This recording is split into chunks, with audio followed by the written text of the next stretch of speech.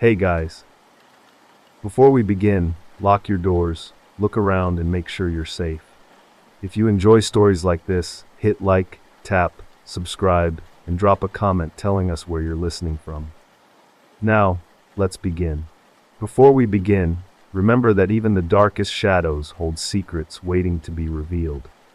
Now let's delve into these compelling stories. The humid Louisiana air hung heavy, a blanket of stillness over the Cane River. Kara Enid Vaughn, a 40-year-old woman battling both diabetes and a deep loneliness, felt trapped. Surrounded by family and friends in the small town of Natchitoches Parish, she still felt profoundly alone. One day she confided in her older sister, Lynn Vaughn, a CNN anchor, threatening to drive into the river. Then, in 1993, Kara vanished. She left her house with only a small amount of cash and the keys to her Honda Civic. She got into her car and disappeared. Lynn, frantic, reported her sister missing, her Honda Civic also gone.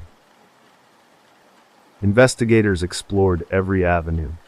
Serial killers were known to operate along the Shreveport corridor, and Lynn feared one had claimed her sister. Yet there were no leads, no evidence pointing towards a serial killer.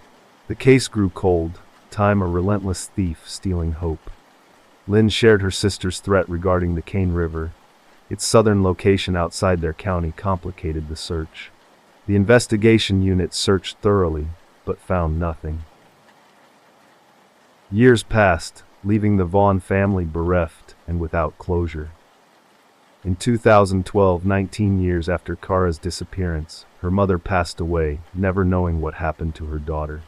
Years bled into decades, still no sign of Kara, no clues. Lynn would later confess that she often prayed not to die without knowing her sister's fate.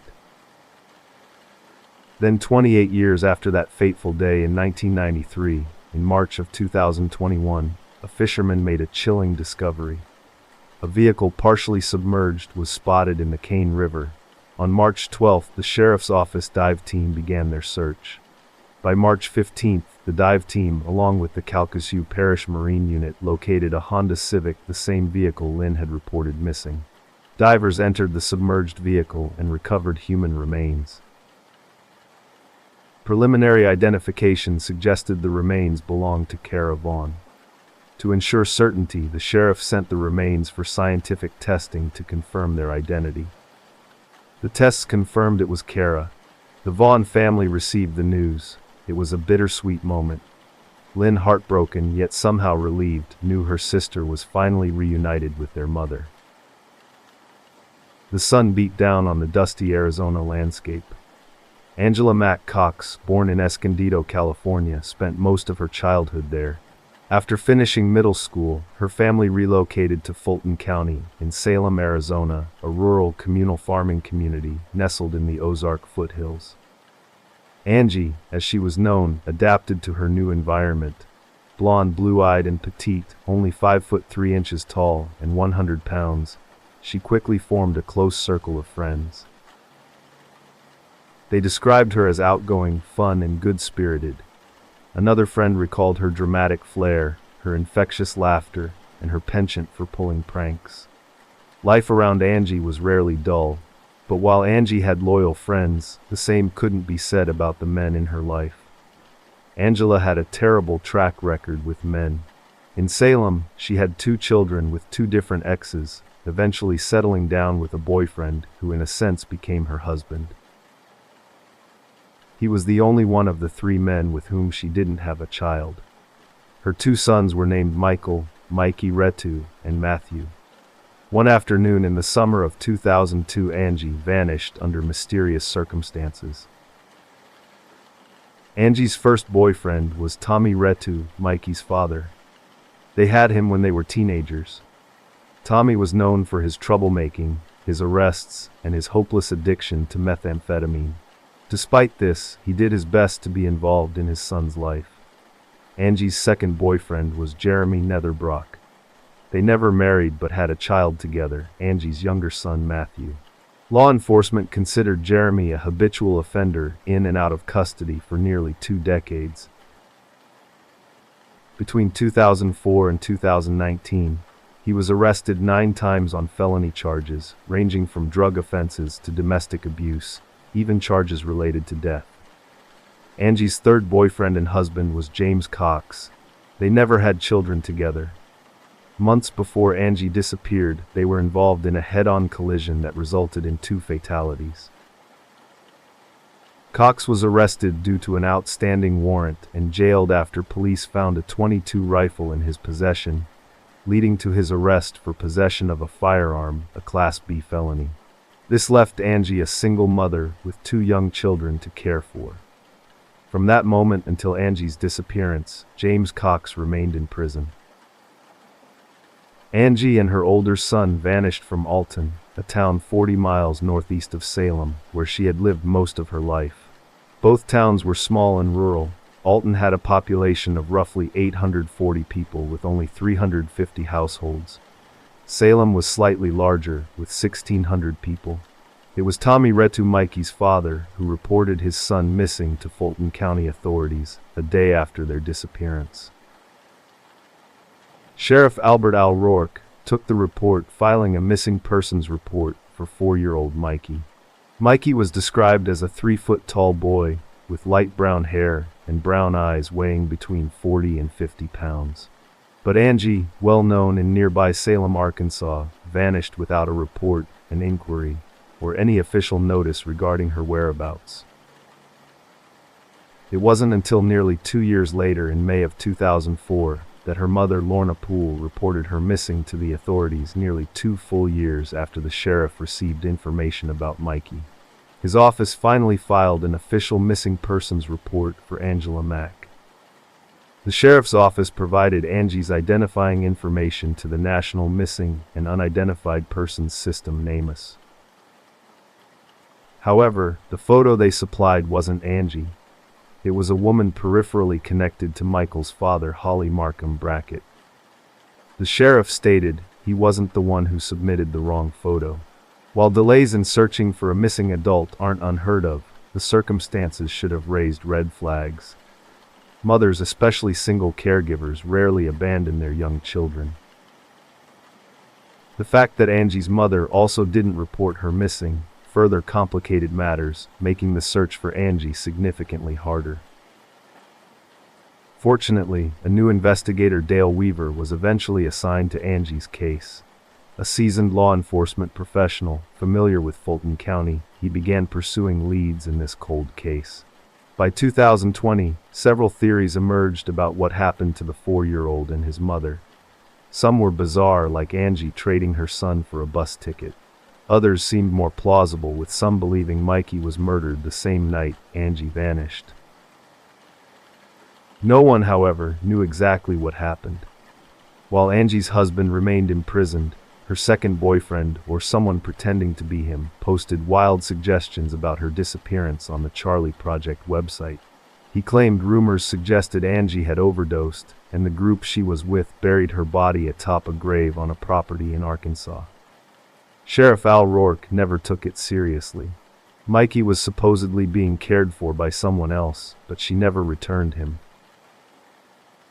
Another person, a friend of Angie named Rachel Diane, posted a similar account on a different website. She stated she'd heard a confession that Angie was buried near or on the property where the Buchanan shooting occurred. She'd contacted state police, but everyone dismissed her claims and posted it on her Facebook at the time. She knew Angie in 1999. She was married to the man who confessed. The truth of these claims couldn't be verified. There were no leads, and the police were either stalling or something more sinister was happening. It seemed like the police were ignoring the issue. Angie's first boyfriend, Tommy Retu, who reported his son missing, sadly died after a traffic stop. He got into a physical altercation with the police during his arrest, and while in a holding cell told another inmate he'd swallowed 2 grams of black tar heroin and 8 grams of methamphetamine. He complained of leg pain, became lethargic, vomited, and convulsed. He died later that night after being transported to a nearby hospital by jail staff. An investigation into Retu's death indicated he was left in a cell unchecked for an hour and a half. Jail staff believed he was detoxing and were distracted by another inmate who committed suicide. Despite suspicions about his involvement in Angie's disappearance, Retu was cleared by the investigation team. It was also highly unlikely he would kill Angie and his son. He had no history of such behavior and had been on good terms with Angie before her disappearance. He was heavily involved in his son's life. Years passed, investigations stalled, and the case went cold. Then in October of 2020, Nam Hughes made a breakthrough.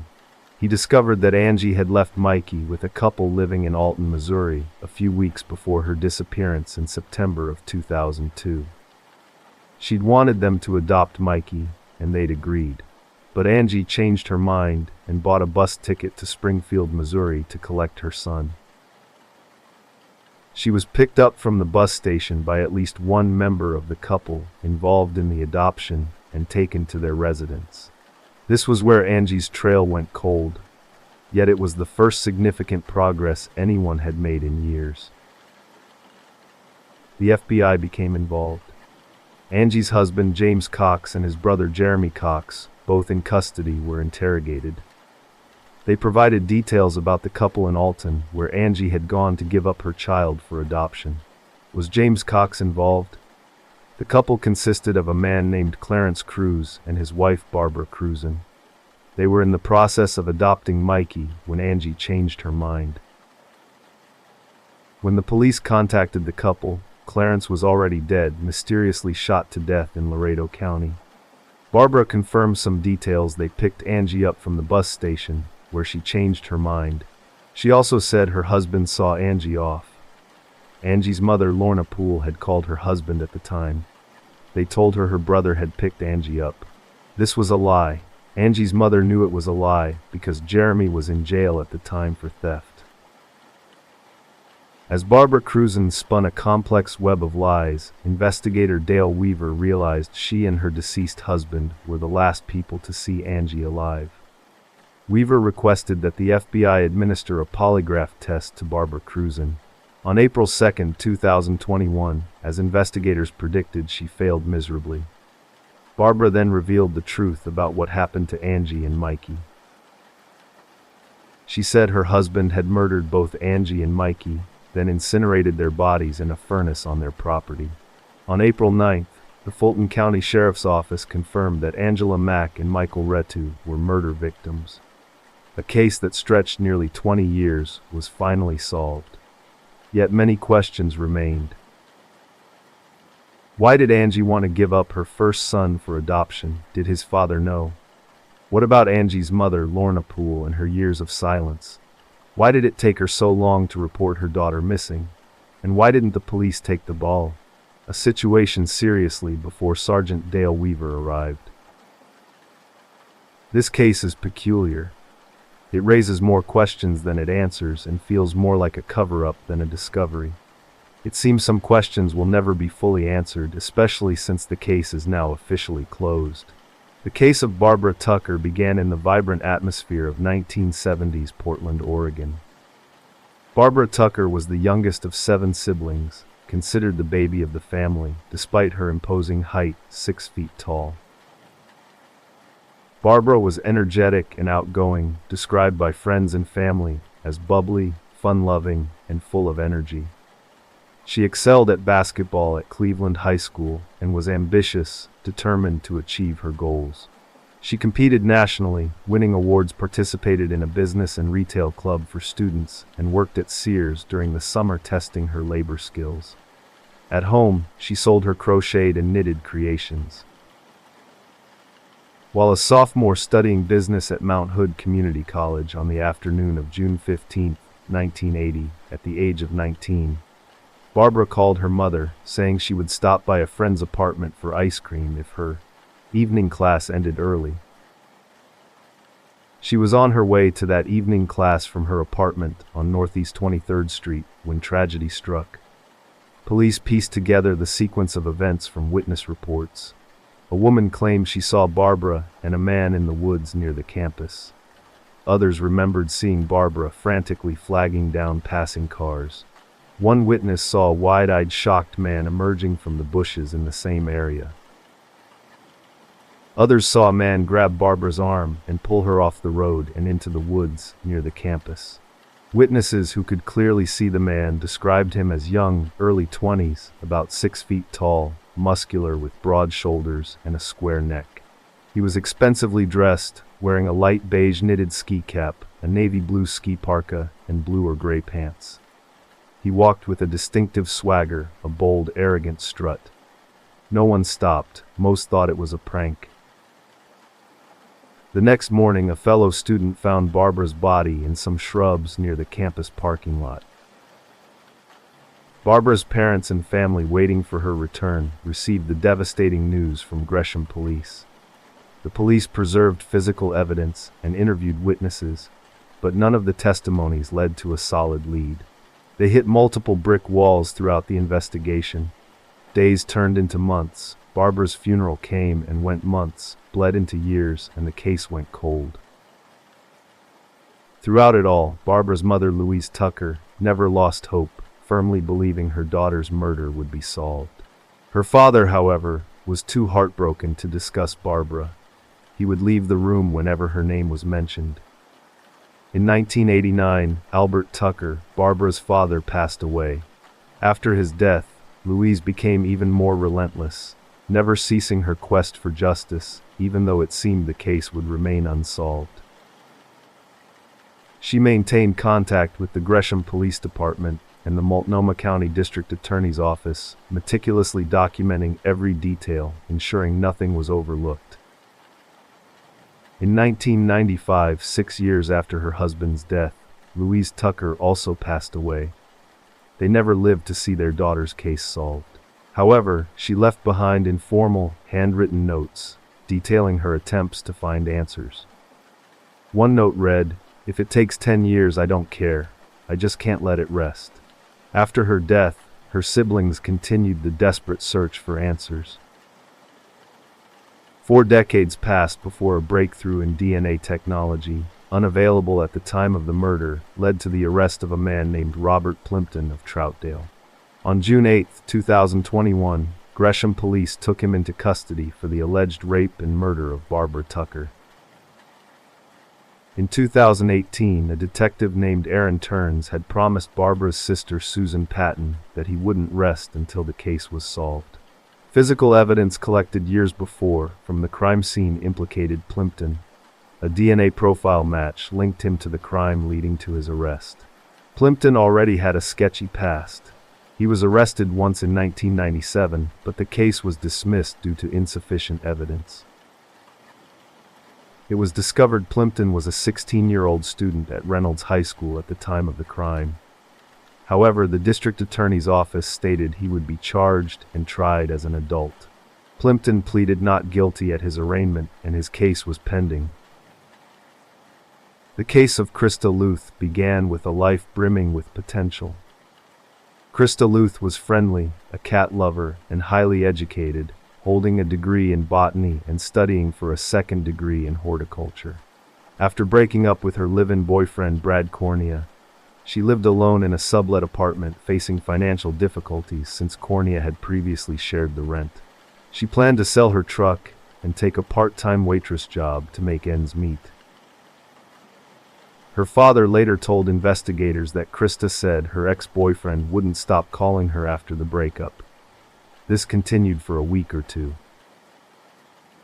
On November 11, 2008, Krista Luth spoke with a neighbor as she left her apartment for a 6:30 p.m. class at a greenhouse half a mile from home. Her friend recalled an upbeat conversation. Krista never arrived at class and was never seen or heard from again. Friends grew worried when they couldn't reach her. Her apartment door was locked. When they forced entry, they found her beloved cat Mo alone inside.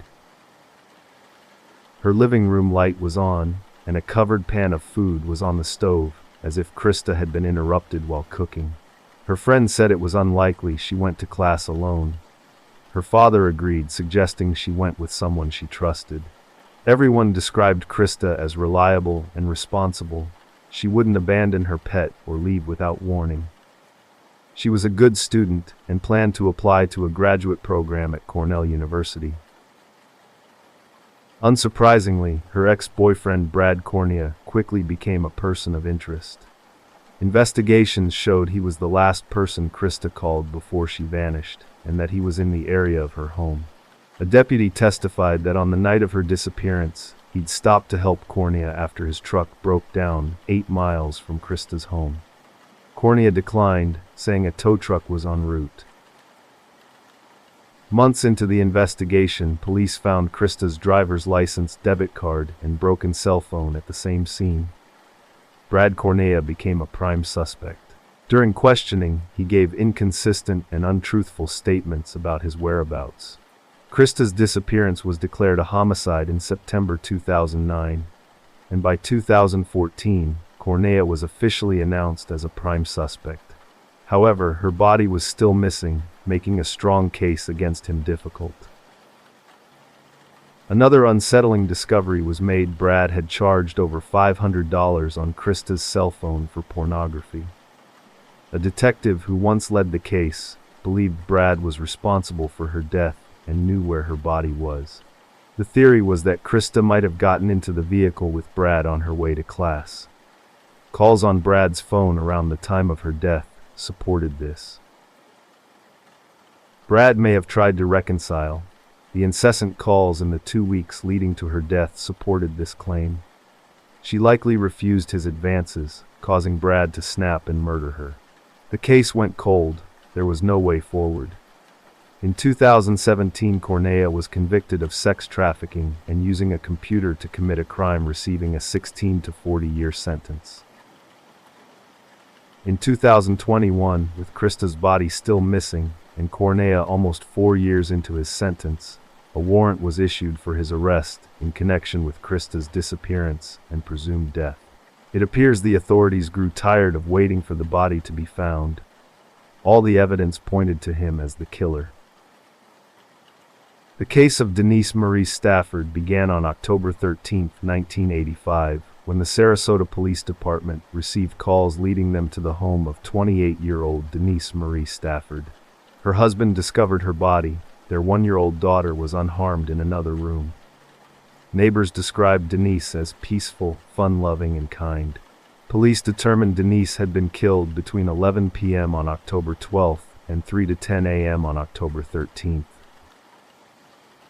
All items at the scene were carefully examined to find her killer, but investigations slowed due to technological limitations, eventually reaching a standstill. The first sign of hope came with a suspect, Joseph Magaletti Jr., a bouncer at a now-closed lounge and restaurant frequented by Denise and her husband, Frank Stafford. However, police lacked evidence to connect him to the crime, and he was released. Time passed. The case grew cold. But in 2021, improved DNA testing technology prompted Sarasota police to reopen the case. Civilian investigator Jeff Birdwell discovered new evidence. Denise was standing when attacked before being lifted and pinned to the ground. He examined her clothing, focusing on areas the killer would have grasped, sending samples for testing. The results conclusively pointed to former suspect Joseph Magaletti Jr. as the killer. But where was Magaletti? He had died in prison in 2015 at the age of 64 while serving a life sentence for strangling his former Sarasota neighbor, Kathleen Leonard, 10 years after the Stafford murder. A single strand of hair had led to Magaletti's arrest then. He was also suspected but never charged with the killing of 19-year-old Elizabeth Zia, who was kidnapped near Sarasota Square Mall and found dead downtown where she worked. Joseph Magaletti denied involvement in the killings until his death in prison.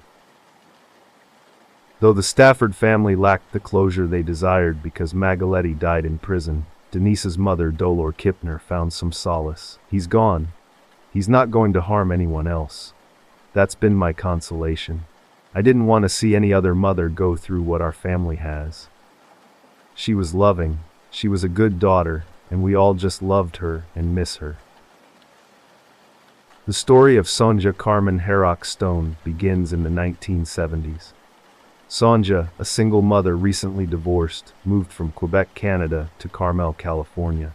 She worked as a sales representative for Levi Strauss, later marrying Michael Stone in 1976. They had a child but divorced after a few years. After the divorce, she remained in California. Her life was unremarkable until October 15, 1981, when Sonja's friend Caroline McBride found her body. Sonja was 30 at the time of the murder, killed in the early morning hours of that day. Investigations began, but McBride, the first at the scene, was not a suspect. Details from the crime scene would later prove instrumental. There were signs of forced entry and a struggle indicating robbery. However, nothing valuable was missing from her home. The case seemed to stall until a supposed witness came forward.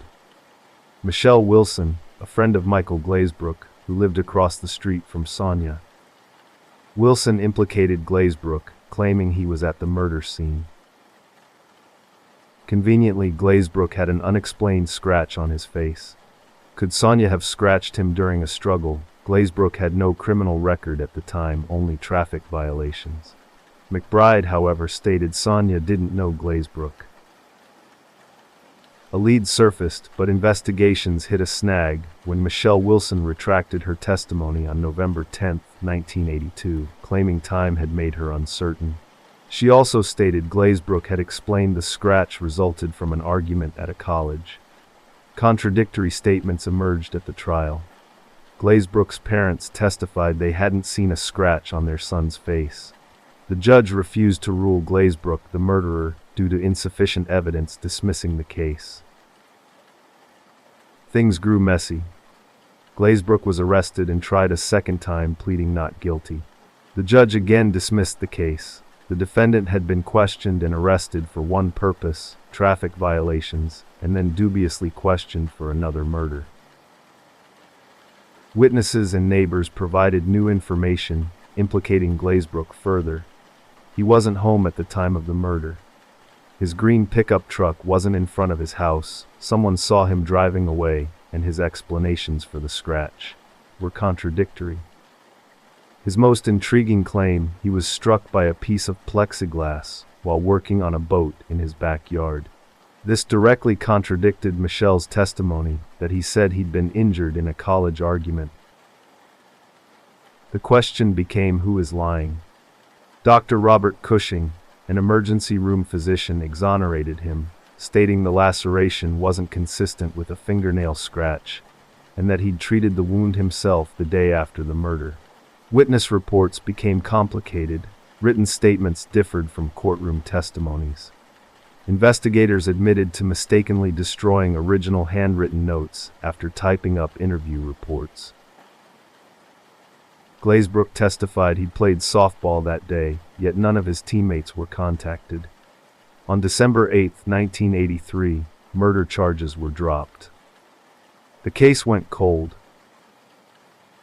Then in 2021, 40 years after Sonja Carmen Herrock Stone's murder, California detectives knocked on Glazebrook's door with a murder warrant based on evidence from Sonja's case file, made possible by modern DNA technology. They finally had him. In honor of Carmen Stone's work as a Levi Strauss merchandiser, the detectives wore denim jeans to the arrest. Glazebrook, now 65, awaited trial. His bail was set at $1 million.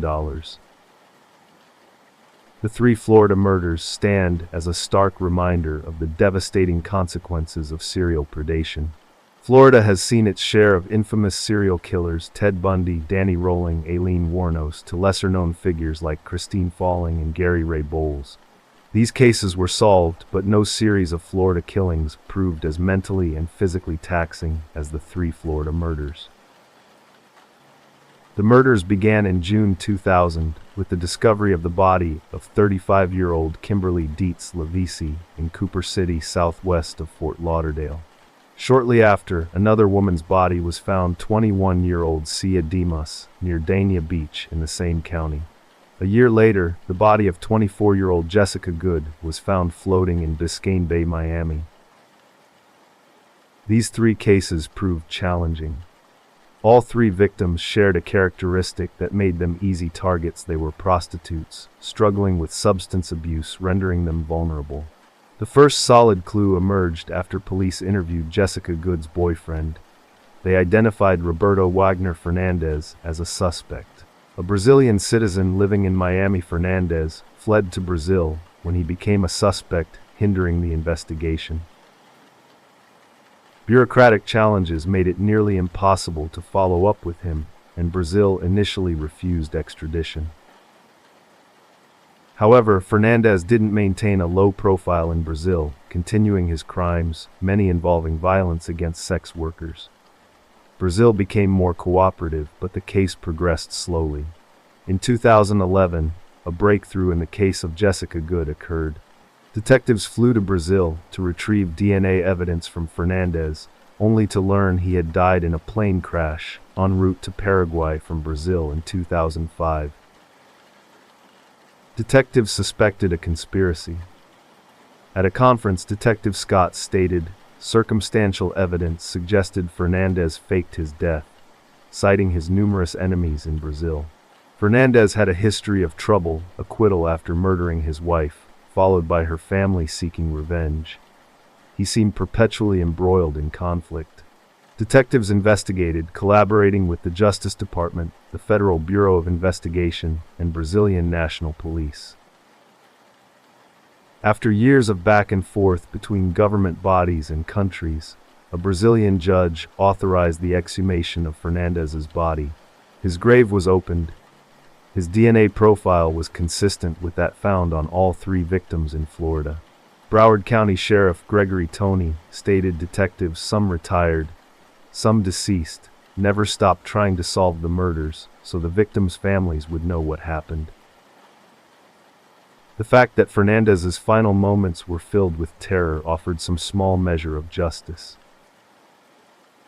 The case of Althea Oakley and Caitlin Arquette is a chilling tale of unsolved murders finally brought to light.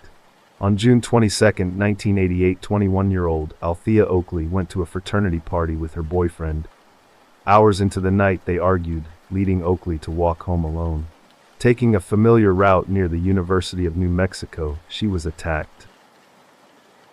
A year later, another case emerged. 18-year-old Caitlin Arquette, daughter of horror writer Lois Duncan, was shot while driving home from a friend's house.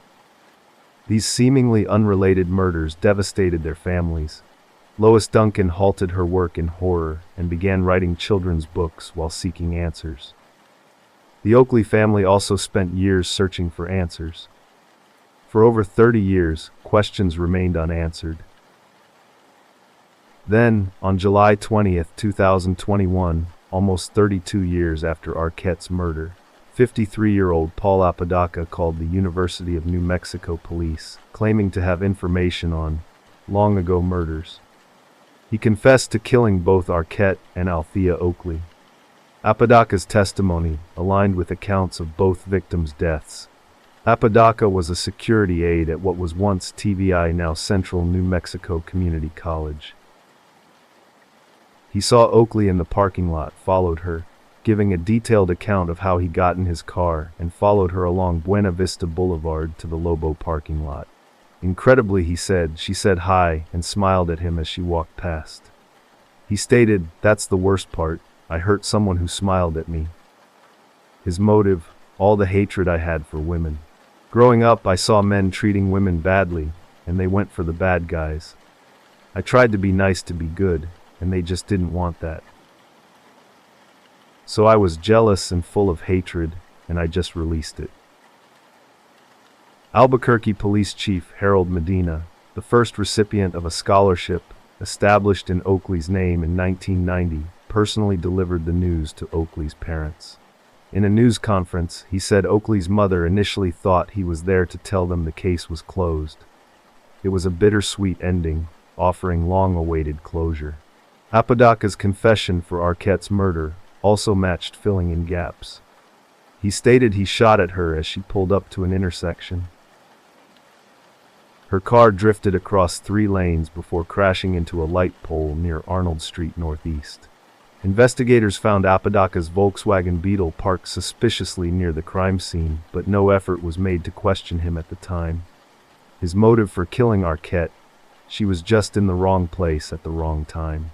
Ironically, Apodaca's job at TVI involved supervising parking lots and ensuring students' safety.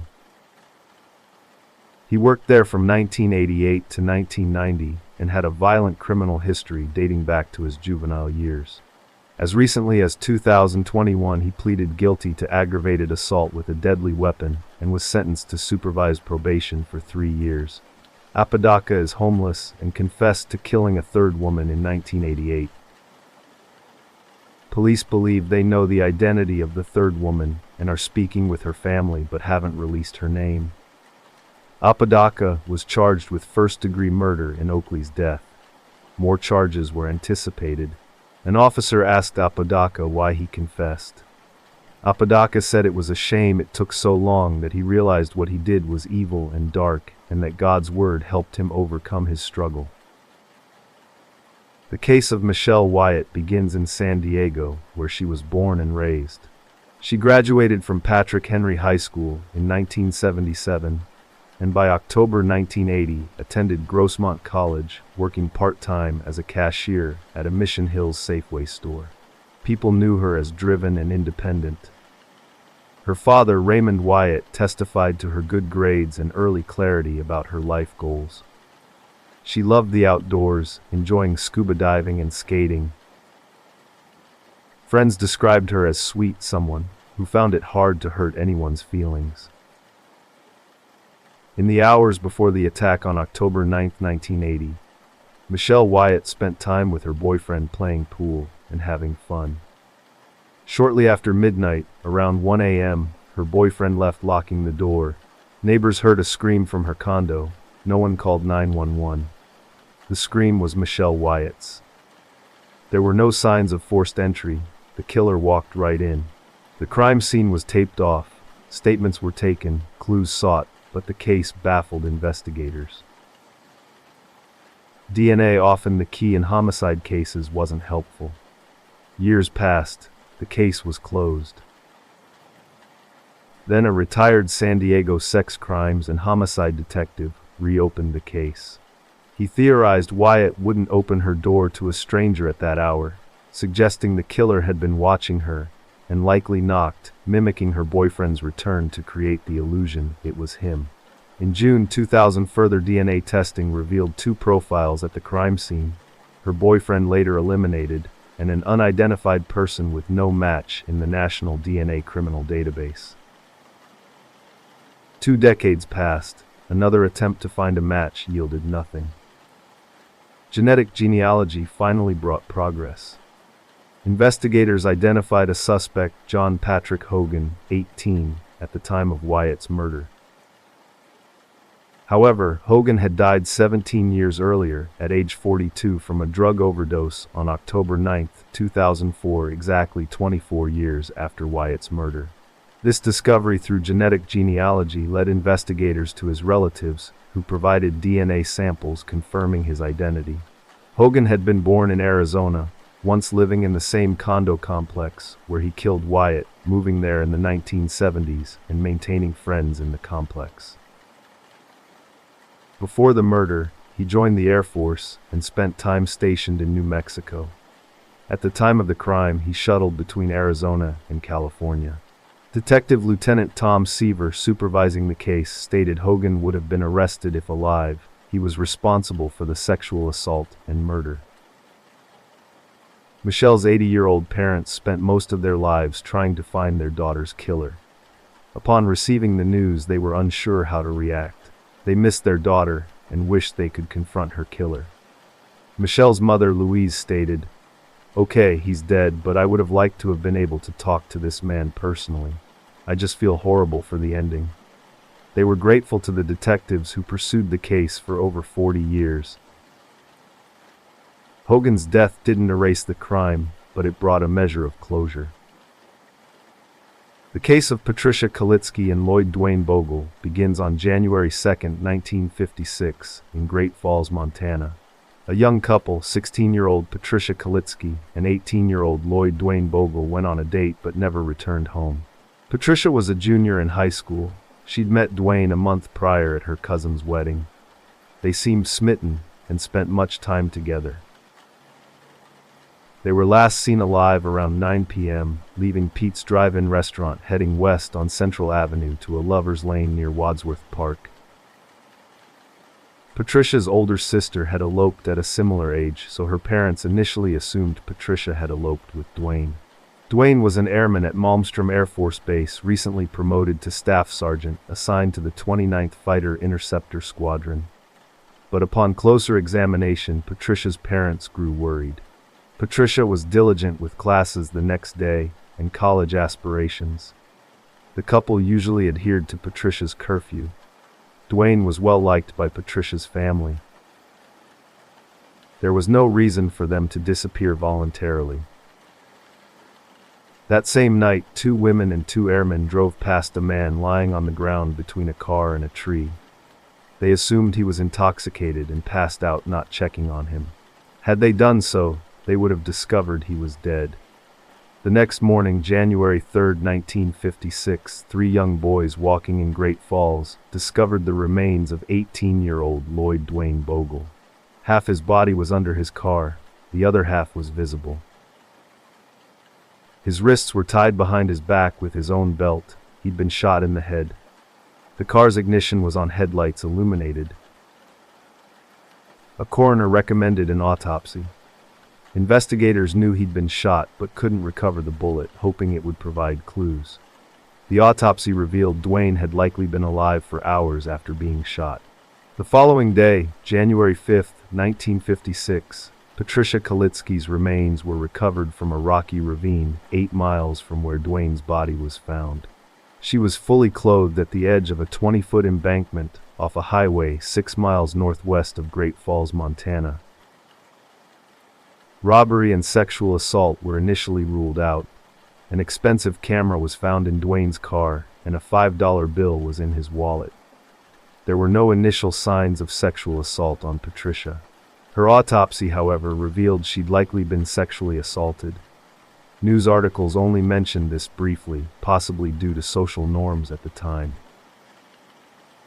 Despite the lack of DNA technology, coroners collected a vaginal swab, carefully storing it for decades.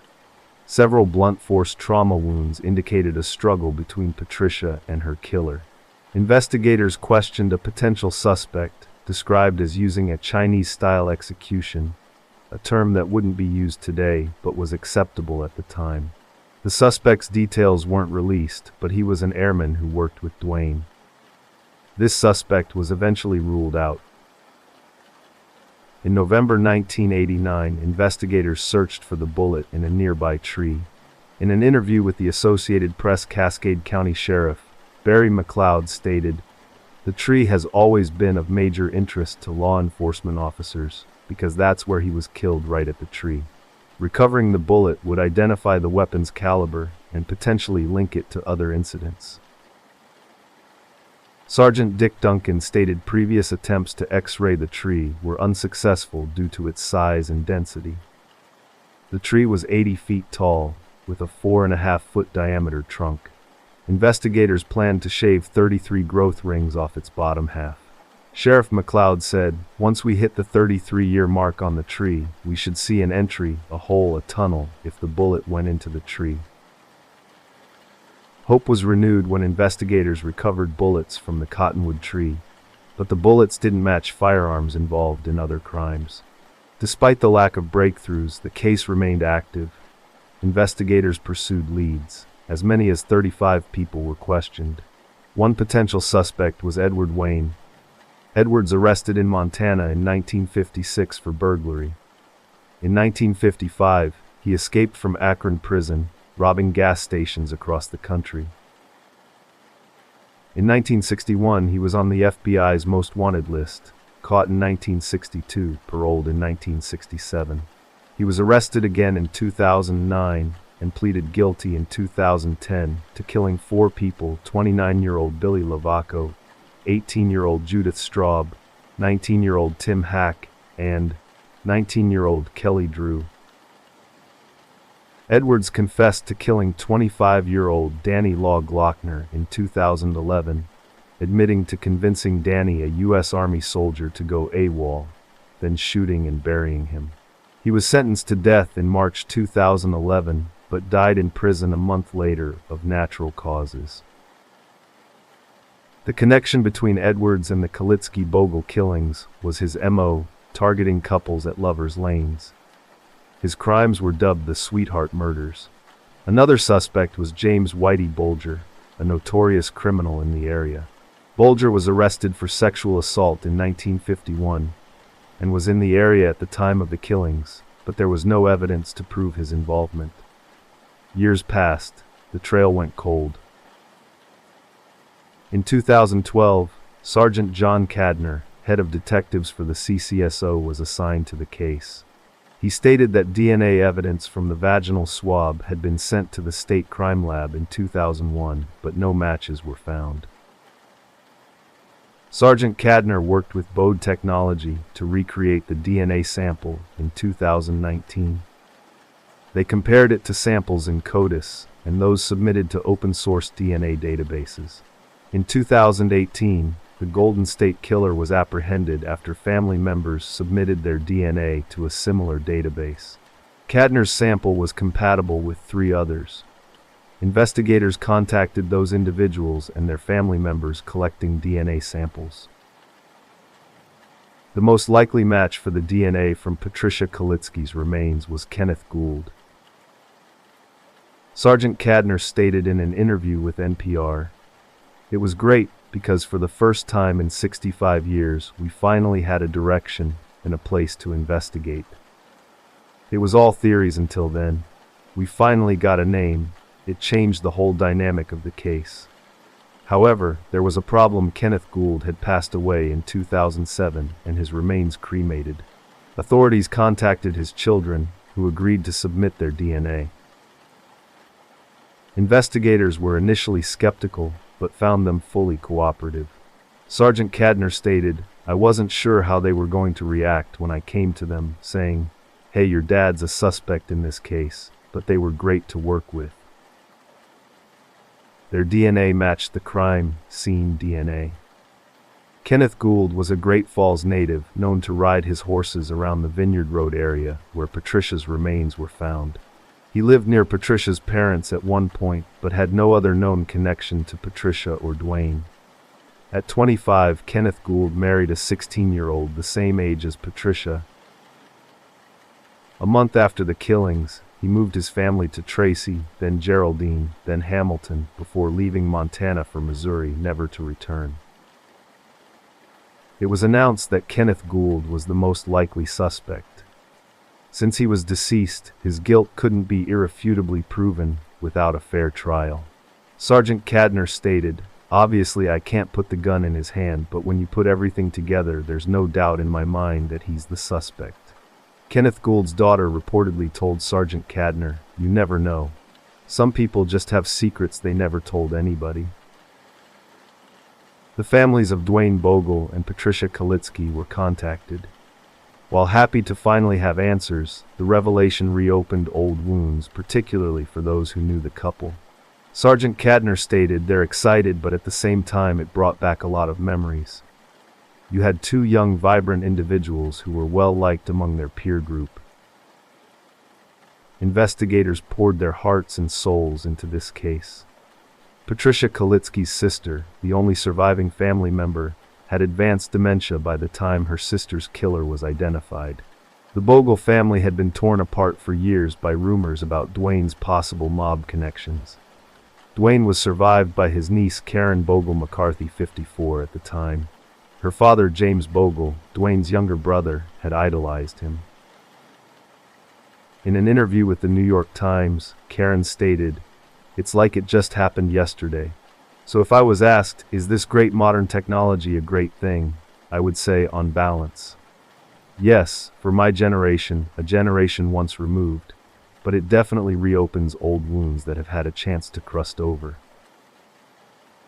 In an interview with KRTV, Edgar Wilson, Kenneth Gould's neighbor for 10 years in Missouri, stated, I can't believe this stuff about Ken. I just plain do not believe it. He was easygoing and soft-spoken. He didn't drink. He didn't raise Cain. I never heard him cuss in my life, just a real good man. In Missouri, Kenneth Gould lived on a farm, raising sheep and goats, and training horses, having a stellar reputation. The motive for the crime is unknown. The only 3 people who could shed light are deceased. It's certain that, as Kenneth Gould's daughter said, some people just have secrets they never tell. The case of Virginia Hannon takes us to a quiet neighborhood in Pembroke, Massachusetts, where 59-year-old Virginia Hannon lived a humble life. She worked as a lunch lady at Bryantville Elementary School, known for her kindness and caring nature. She loved working with children and was a skilled cook. She was hospitable to her neighbors, making her death a shock to the community. On February 13, 1984, someone broke into her home and killed her. Virginia lived alone. Her husband had died 13 years earlier. Her quaint yellow house became a symbol of kindness. She often gave treats to neighborhood children and cared for stray animals. She'd retired early after receiving an inheritance of $380,000 from her aunt in California. She openly discussed the inheritance. It's speculated that she kept some cash hidden at home, though this isn't confirmed as the motive for the break-in and attack. The last known sighting of Virginia was on the evening of February 11, 1984, a Saturday.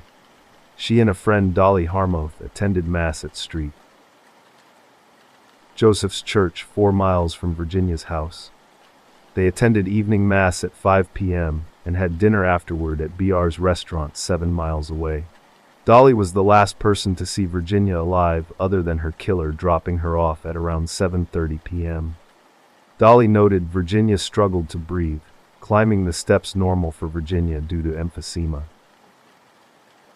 No one heard from or saw Virginia on Sunday. The attack likely occurred shortly after she returned home. Virginia was her stepfather's primary caregiver. She usually prepared his lunch. On Monday, February 13th, lunchtime passed with no sign of Virginia. Her stepfather's helper tried to contact her for a spare key, then went to Virginia's house, discovering she'd been killed in her bed.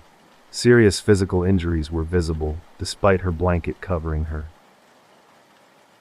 Police found a pair of nylon stockings likely used to kill Virginia, and a shoe print on her stomach, suggesting the perpetrator kicked her. The front door and a nearby window were tampered with, indicating forced entry. Dolly told investigators Virginia had a $100 bill in her wallet. It was gone, suggesting robbery as a possible motive. The search for Virginia's attacker led nowhere. Investigators couldn't identify suspects. Neighbors hadn't heard anything unusual that night. Without clues, identifying a suspect proved difficult.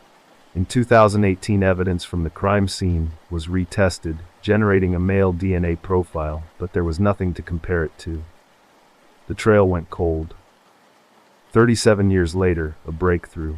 On February 3, 2020, 58-year-old Jesse Allaward passed away. A year earlier, he'd told a friend he was responsible for Virginia Hannon's death. After Allaward's death, his friend informed police. They used a blood sample from Allaward's remains, comparing his DNA to the crime scene DNA. It was a match. Jesse Allaward had been 22 at the time of Virginia's death. There was no known connection between them. She likely didn't know him. In March 2021, the Plymouth County District Attorney's Office announced the news, stating there was no known connection between Jesse and Virginia before the attack. Virginia's nephew, Richard Hannon, and his wife, Judy Hannon, expressed gratitude to the officers who worked on the case for years. This case highlights how advancements in forensic technology can solve cold cases and bring closure to victims' families. The cold case of Janet Brochu began on December 23, 1987. 20-year-old Janet Brochu went out with friends. She left the bar 45 minutes before her friends with a man they'd just met. This was the last time they saw her alive. The group initially went bowling, planning to have drinks afterward at T. Woody's, a bar on the Waterville concourse. They met two men while bowling. The groups got along well and planned to meet later at the bar. They parted ways. When Janet and her friends reached T. Woody's, only Janet was refused entry. The drinking age in Maine had been raised to 21 in July 1985, and Janet was 20. It was almost midnight. The men they'd met earlier arrived at the bar. One offered to drive Janet home. She accepted. Friends last saw her leaving with the man. Shortly after, the man returned alone to retrieve Janet's purse, which she'd left behind. Janet's friends stayed at the bar for another 45 minutes before leaving. Janet didn't return home. Her parents, Albert and Geraldine Brochu, reported her missing on the morning of December 24th. Janet was diabetic and needed insulin. The search for Janet began immediately. Police spoke to the man who'd offered her a ride, but he claimed she seemed sick and he couldn't take her home. That was the last time he saw her. The search continued for 3 months. On March 18, 1988, a man found Janet's remains floating near the Waverly Dam in the Sebasticook River. Her remains were unclothed. An autopsy couldn't determine the cause of death.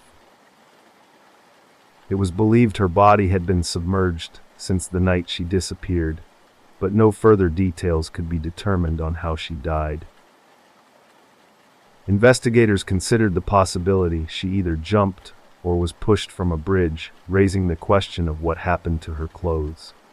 Even accounting for decomposition, something would have remained. A few months after, Janet's remains were discovered. A 23-year-old woman from Waterville was killed in a similar manner. Geraldine Ann Finn, last seen on August 9, 1988 at Pete and Larry's bar on Upper Main Street with co-workers. A man 5'10", around 150 pounds. Dark hair, a diamond tattoo on his shoulder, spoke with her. Geraldine's remains were found near Skowhegan. She was unclothed. Investigators had enough evidence to arrest 29-year-old Gerald Goodall. He was found guilty of killing Geraldine Finn and received a 75-year sentence. He was questioned extensively about Janet Brochu's death, but denied involvement. Due to a lack of evidence, he wasn't charged, and Janet's case went cold for over 3 decades. In May 2021, he was arrested for killing Janet Brochu. The nature of the new evidence remains unspecified. An article in the Bangor Daily News from August 22, 1988 stated, Goodall briefly saw Janet at the bar's parking lot that night. An arraignment hearing was pending. Geraldine Brochu died in 2015, and Albert Brochu passed away in January 2021, months before Janet's killer was apprehended. Neither parent lived to see the case resolved. The new evidence will be revealed at the arraignment hearing. The case of Leola Jordan takes us to Picayune, Mississippi, where the Picayune Police Department worked tirelessly to solve a 2-decade-old cold case. Leola Jordan was beloved in her neighborhood in Pearl River County. The horrific nature of her death left everyone searching for answers. Leola lived a quiet life, known for her friendly nature. She'd lived there her whole life and had 7 children, all raised in the neighborhood. On June 30, 1998, Leola Jordan was fatally stabbed in her home on Washington Street. Investigators believed the perpetrator was let in by Leola herself. There were no signs of forced entry. Family members told investigators Leola always locked her front door, making it unlikely the killer entered on his own. Evidence suggested a fight or disagreement that escalated into a fatal attack. For nearly 23 years, the case remained unsolved. Then, in October 2020, Captain Rhonda Jones of the Picayune Police Department reviewed Leola's case. She collaborated with the television show Times, Cold Justice Times, produced by the Oxygen Network. Due to limited resources, the police department sought the show's assistance in testing DNA evidence from the crime scene, sending it to a private facility for faster processing. When the crime scene was initially processed in 1998, investigators collected over a dozen samples from Leola's nightgown, hoping to find the killer's DNA. Lacking resources to process the evidence, it remained untested until 2021. The DNA test results led to the arrest of Leola Jordan's 47-year-old grandson, Sergio A. Williams. Her family finally received closure regarding the death of the woman they described as the matriarch of the family. Leola was supposed to visit her granddaughter for her nursing school pinning ceremony in Juliet the day after she was killed. Several investigating officers, including Picayune Police Chief Freddie Drennan and Assistant Chief of Police Jeremy Maggart, stated the horrific nature of the crime made solving it crucial. They expressed gratitude for being able to provide closure to Leola's family. The Pecos Jane Doe case began on July 5, 1966, at the Roper's Motel on Highway 80. A man and woman checked in under the names Mr. and Mrs. Russell Patwan. Hours later, a maid found the woman drowned in the hotel pool. The man left, never to be seen again. Investigators had no idea who the woman was. It took decades to identify her. The motel's location made it a haven for transients.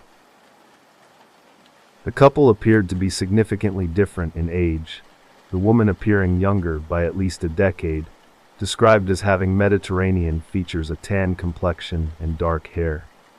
Later that day, a maid found Mrs. Patwan's body in the pool and sought help from a waitress and another guest to bring her to the pool deck. First responders tried to revive her, but she was unresponsive and declared dead at Reeves County Memorial Hospital. The man asked for his ID card at the motel desk, stating he needed it for the police to process his wife's drowning. He received his card, then left in his car, never returning. He reportedly slept in his room while his wife drowned. His detachment is suspicious. If she were his wife, he likely would have gone to the hospital. An autopsy revealed a small red scrape above the victim's left cheekbone. No evidence suggested premeditated drowning. Her death was ruled accidental. Her remains were sent to Pecos Funeral Home, hoping someone would claim her. The drowning received media attention, prompting inquiries from several states. Community members donated money for her headstone, which reads, "Unknown Girl Drowned." Investigators discovered the most crucial clue, 2 words, Joe and Lean, scribbled on her right foot. Her details were manually entered into NamUs in late 2014. Her age was listed as approximately 19 on her death certificate, suggesting she may have been a minor. Due to a lack of details, she remained unidentified for decades. In August 2019, Pecos police exhumed her remains for genetic testing, uploading her DNA profile to a database without success. The case went cold again. Genetic genealogy provided a breakthrough. In March 2021, a familial match was found on family tree DNA. The closest match was 3 siblings from Texas. Examining their family tree, investigators linked the Pecos Jane Doe to the Hemme family from Salina, Kansas. The Pecos Jane Doe was identified as Jolene Hemme. Her sister Joyce Hemme was the first to be notified. She described Jolene as shy. Jolene and Joyce, 14 months apart, were very close. Jolene had an older boyfriend her family disliked due to his poor treatment of her. Joyce last saw Jolene on July 1, 1966. The family searched tirelessly for her. On July 3rd, Joyce received a letter stating, "Joyce, well, I got lost. See you in a couple weeks, maybe, Joe." The family doubted Jolene wrote it. No one called her Joe. They believed the man she was with is responsible for her death. She couldn't swim and wouldn't have entered the pool herself. Her death certificate was updated. Investigators still sought the man who checked into the motel with her. The case of Edward Surratt highlights the complexities of dealing with a prolific serial killer and the challenges of securing convictions, even with confessions. The July 1978 front page of the Pittsburgh Post-Gazette read, Kuhn links Surratt to 18 slayings in area. Despite this, investigators couldn't definitively link him to the crimes beyond a reasonable doubt. The modus operandi matched, but physical evidence was lacking. That changed with his confessions. Surratt, a trucker with routes through Pennsylvania and Ohio, was potentially linked to 27 unsolved killings in those states. His first known connection was the June 1, 1978 murder of Luther Langford, found dead at his home in the western Columbia neighborhood of South Carolina. His wife survived. Surratt was seen driving Langford's car. Investigators tried to apprehend him, but he escaped. The car was recovered. A baseball bat with Surratt's fingerprints was inside, likely the murder weapon. Inside the car, items belonging to Joseph Weinman were also found. Weinman and his wife were found dead in their home on September 30, 1977, severely beaten. Surratt was a person of interest in the killings of Frank Ziegler, Richard Hyde, Donna Hyde, William Adams, and Nancy Adams. Frank was shot in his home near the Weinmans. Donna and Richard Hyde were killed with a shotgun. Their remains were found in their Moon Township home on December 4, 1977. 29-year-old William Adams was found dead. His wife was missing. Surratt was in Breezewood, Pennsylvania on December 31, 1977, when Guy Mills, Laura Mills, and Joel Kruger were killed with a shotgun. He evaded authorities until July 1, 1978. On that day, Surratt burglarized a home, tying up the parents and assaulting their 15-year-old daughter. He got drunk and fell asleep. The family escaped and called the police. Surratt was arrested without incident. His trial was held in late 1978. On September 20, 1978, he was found guilty and sentenced to 2 life terms plus 200 years. During sentencing, he confessed to killing John Shelkins in Baden, Pennsylvania, in January 1978. Already facing life in prison, he wasn't charged in Shelkins' death. In the summer of 1979, he was tried for killing 66-year-old Luther Langford in western Columbia, South Carolina, in June 1978, receiving 2 more life sentences. He was transferred between prisons due to violent behavior and an escape attempt. The remaining cases from 1977 to 1978 went cold. Investigators knew Surratt was responsible but lacked sufficient evidence. His 2021 confession wasn't his first. In 2007, he confessed to killing 6 people, including David and Linda Hamilton. September 20, 1978, John and Mary Davis. November 1977, and John Feeney and his fiancée Renee. Greger, October 22, 1977. John and Renee were teenagers. Investigators believe Surratt is guilty but lacked enough evidence for prosecution due to the timing of the confession. Immediately after confessing, Surratt requested a transfer to a South Carolina prison in exchange for information on Renee Greger's and David and Linda Hamilton's remains, but his request was denied. In June 2021, he confessed to killing William Adams, Nancy Adams, Guy Mills, Laura Mills, Joel Kruger, 1977, and John Shelkins, 1978. A clear modus operandi emerged, burglarizing homes regardless of occupancy and shooting his victims. Several burial sites remain unidentified. He killed at least 12 people in 1 year and is a suspect in at least 10 more unsolved deaths in Ohio, Pennsylvania, and South Carolina. Although he admitted to 12 murders, Surratt was only convicted in 1. Law enforcement reasoned that already incarcerated, extraditing and retrying him would be costly and resource-intensive. This is a blatant disrespect to the victims' families. The case of Vernette Schnee and Bobby Joe Oberholzer unfolds in Breckenridge, Colorado in 1982. 2 women's bodies were discovered miles apart, 6 months apart, yet police believe the same man killed both on the same night. The only connection: orange socks. On January 6, 1982, 29-year-old Bobby Joe Oberholzer left home at 7:15 a.m. She hitchhiked to work. Her husband, Jeff Oberholzer, ran an appliance repair business. They'd been married 4.5 years and lived in Alma, 14 miles from where Bobby's body was found. At 6:20 p.m., Jeff received a call from Bobby. She was having drinks with friends. He offered to pick her up. She said she'd get a ride home. Jeff made dinner and waited, falling asleep and waking around midnight to find his wife hadn't returned. Jeff drove to Breckenridge.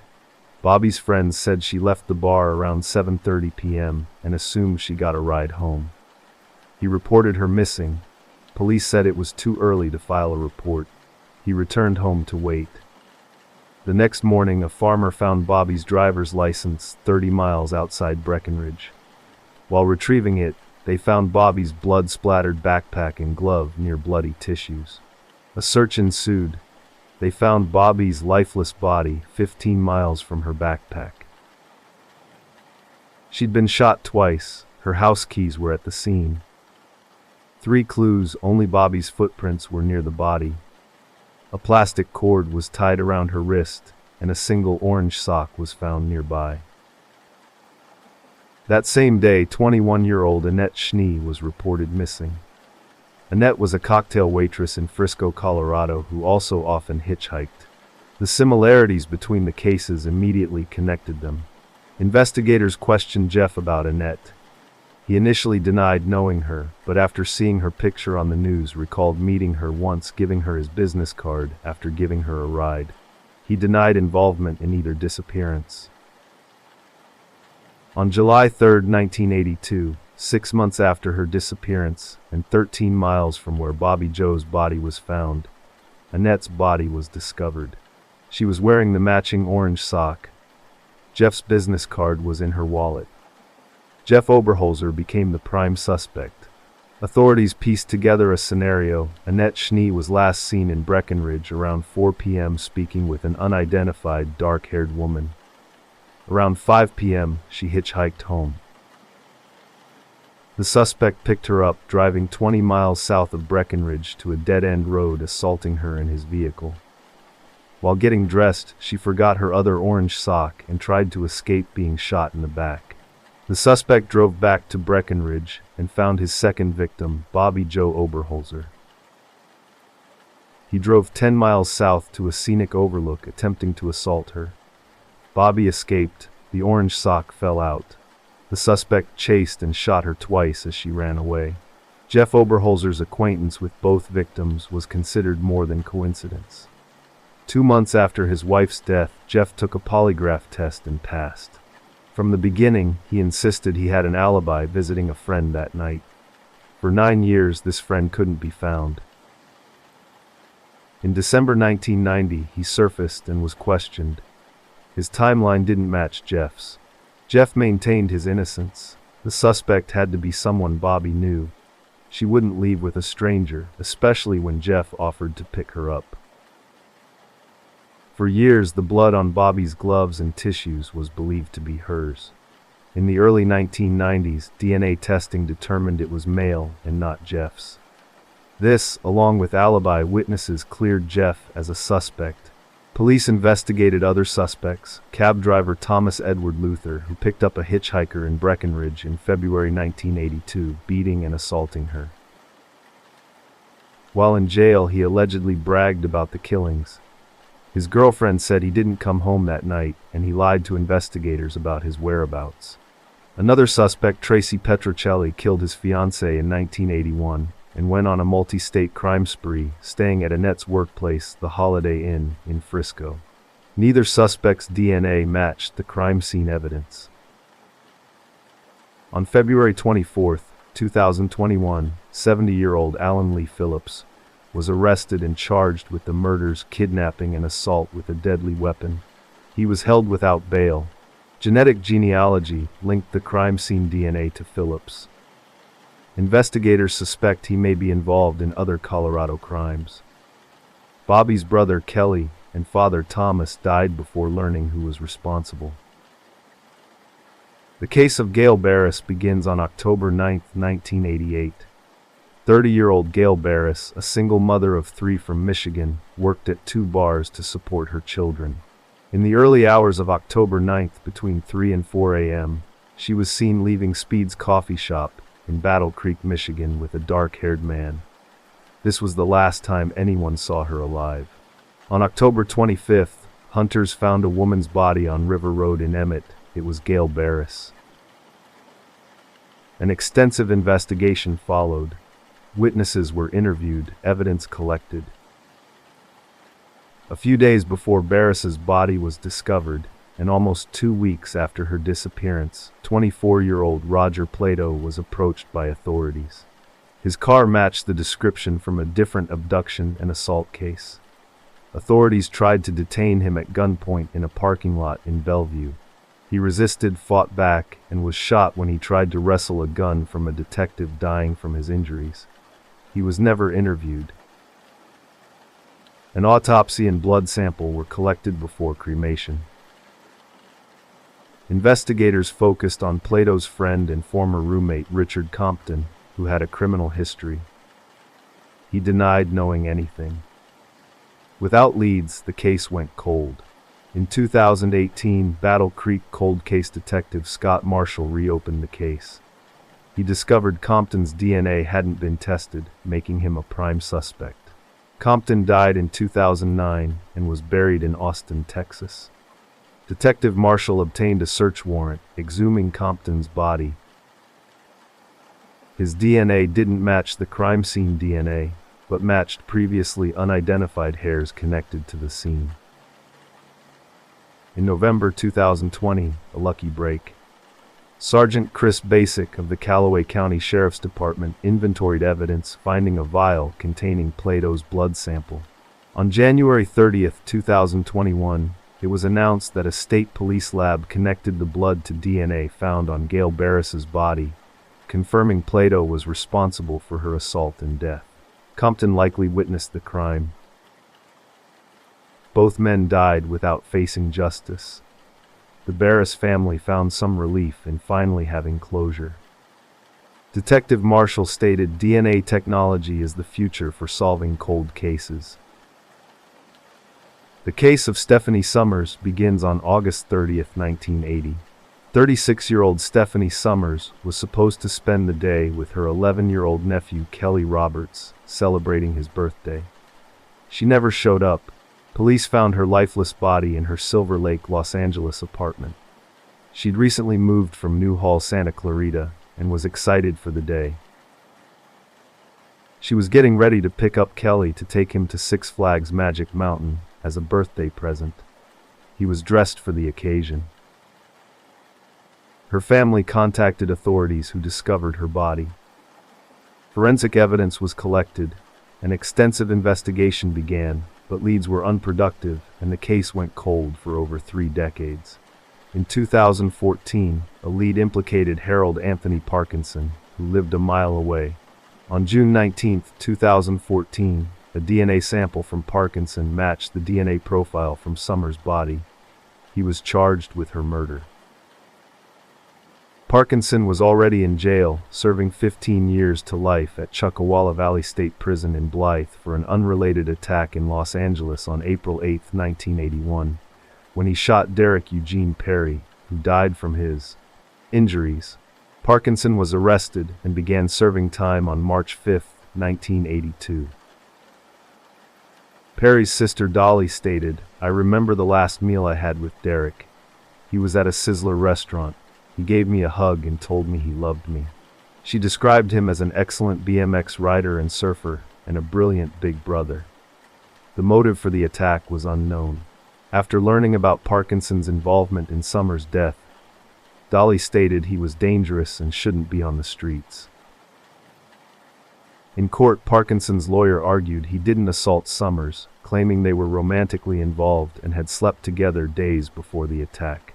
Prosecutors said Summers, after a brief marriage, told friends she was only attracted to women. Los Angeles Court Judge Kathleen Kennedy described Summers' case as a degrading, horrible, and violent crime. She believed there was proof beyond a reasonable doubt that Parkinson was responsible. On February 4, 2021, 61-year-old Harold Anthony Parkinson was sentenced to life in prison without parole. The case of Sylvia May Quayle takes us to August 4, 1981, in Cherry Hills Village, near Denver, Colorado.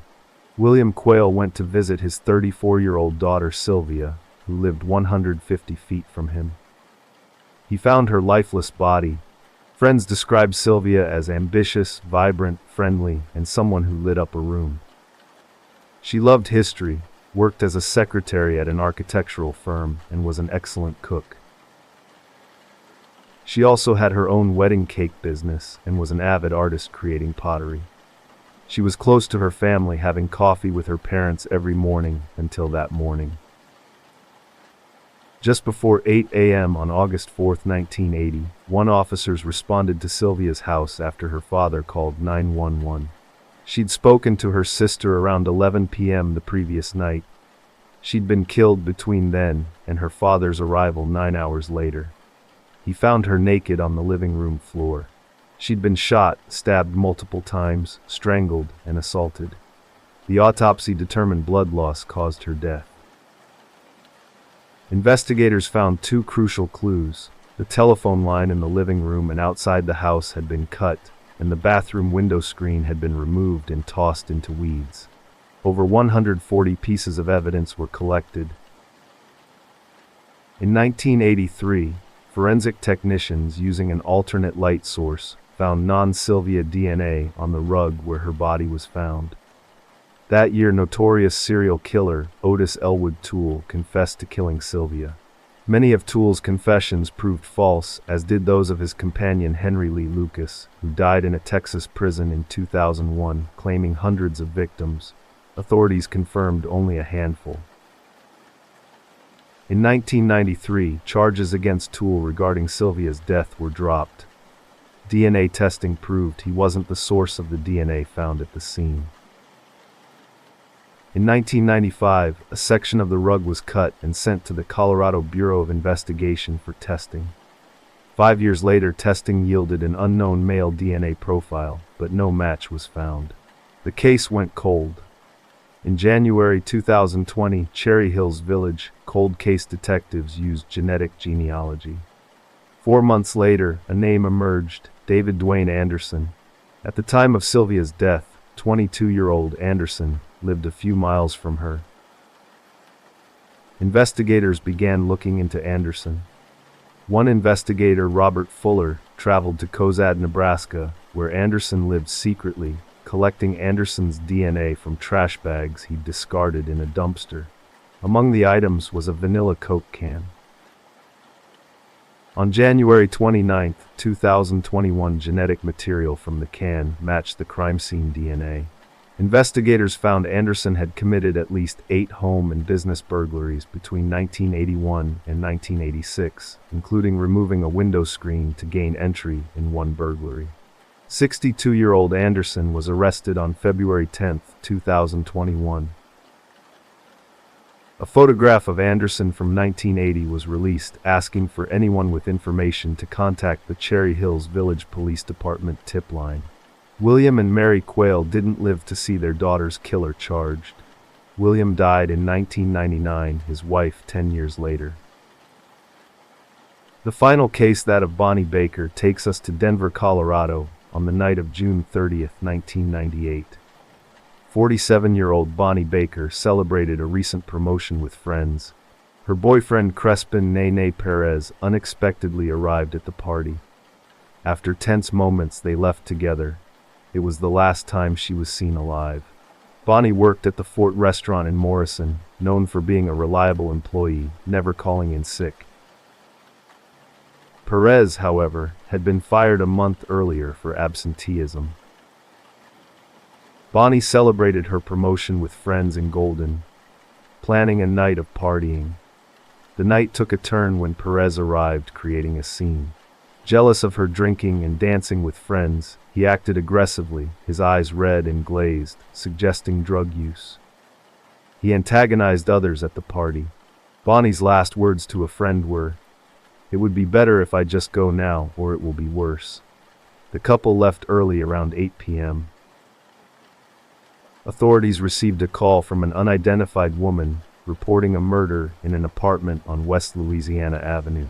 She claimed a man had killed a woman and was about to drive to Mexico in a red vehicle with Colorado license plates, the body in the trunk. Tracing the call to a payphone, police rushed to the address but found no signs of a struggle or a body. The next day, Perez's car was involved in a single-vehicle accident near Globe, Arizona. He fled on foot. The car was impounded. Blood was found in the trunk. The case stalled but was reinvestigated a year later due to potential new evidence. On July 31, 1999, two boys horseback riding on a remote Navajo reservation in New Mexico stumbled upon a human skull, contacting authorities. More skeletal remains were discovered. The autopsy results and cause of death were inconclusive. The case went cold due to a lack of evidence linking the remains to Baker. In October 2012, Denver cold case detective Kenneth Klaus was assigned Baker's case and contacted an FBI agent in New Mexico. DNA from the remains was sent to Denver's crime lab. It matched samples from Bonnie Baker. On April 4, 2013, the unidentified woman who called 911 came forward, admitting she'd made the call the night of Baker's disappearance. She cleaned the couple's apartment before authorities arrived. Broken plates and glass covered the floor. The kitchen table was overturned. She described the red vehicle, a geoprism, and license plate number. Perez reportedly said, "I know that you don't like Bonnie. Something bad happened to us. You'll never have to see Bonnie again, because I'm going to make her disappear." Her relationship with the couple remains undisclosed. Another witness identified Perez as the driver from a photo lineup. Evidence indicated Perez abducted and killed Baker, likely leaving her body in a shallow grave within a day of her disappearance. A warrant was issued for Perez's arrest, but he was living in Mexico. His extradition to the United States occurred in 2020. Prosecutors theorized Baker's body was in a shallow grave. On January 27, 2021, a preliminary hearing was held in Denver court. Perez faced charges of abduction and murder. These cases, spanning decades and diverse locations, highlight the persistence of investigators and the transformative power of evolving forensic technologies. Each story underscores the enduring impact of unsolved crimes on families, leaving them yearning for closure and justice. The advancements in DNA analysis, genetic genealogy, and renewed investigative efforts have brought resolutions to cases that once seemed hopelessly lost in the labyrinth of time. Yet even with these advancements, some questions remain unanswered, leaving a lingering sense of mystery and the stark reality that some secrets may never fully be revealed. The passage of time often obscures crucial details, erodes memories, and presents challenges in locating and interviewing witnesses. The emotional toll on families is immeasurable.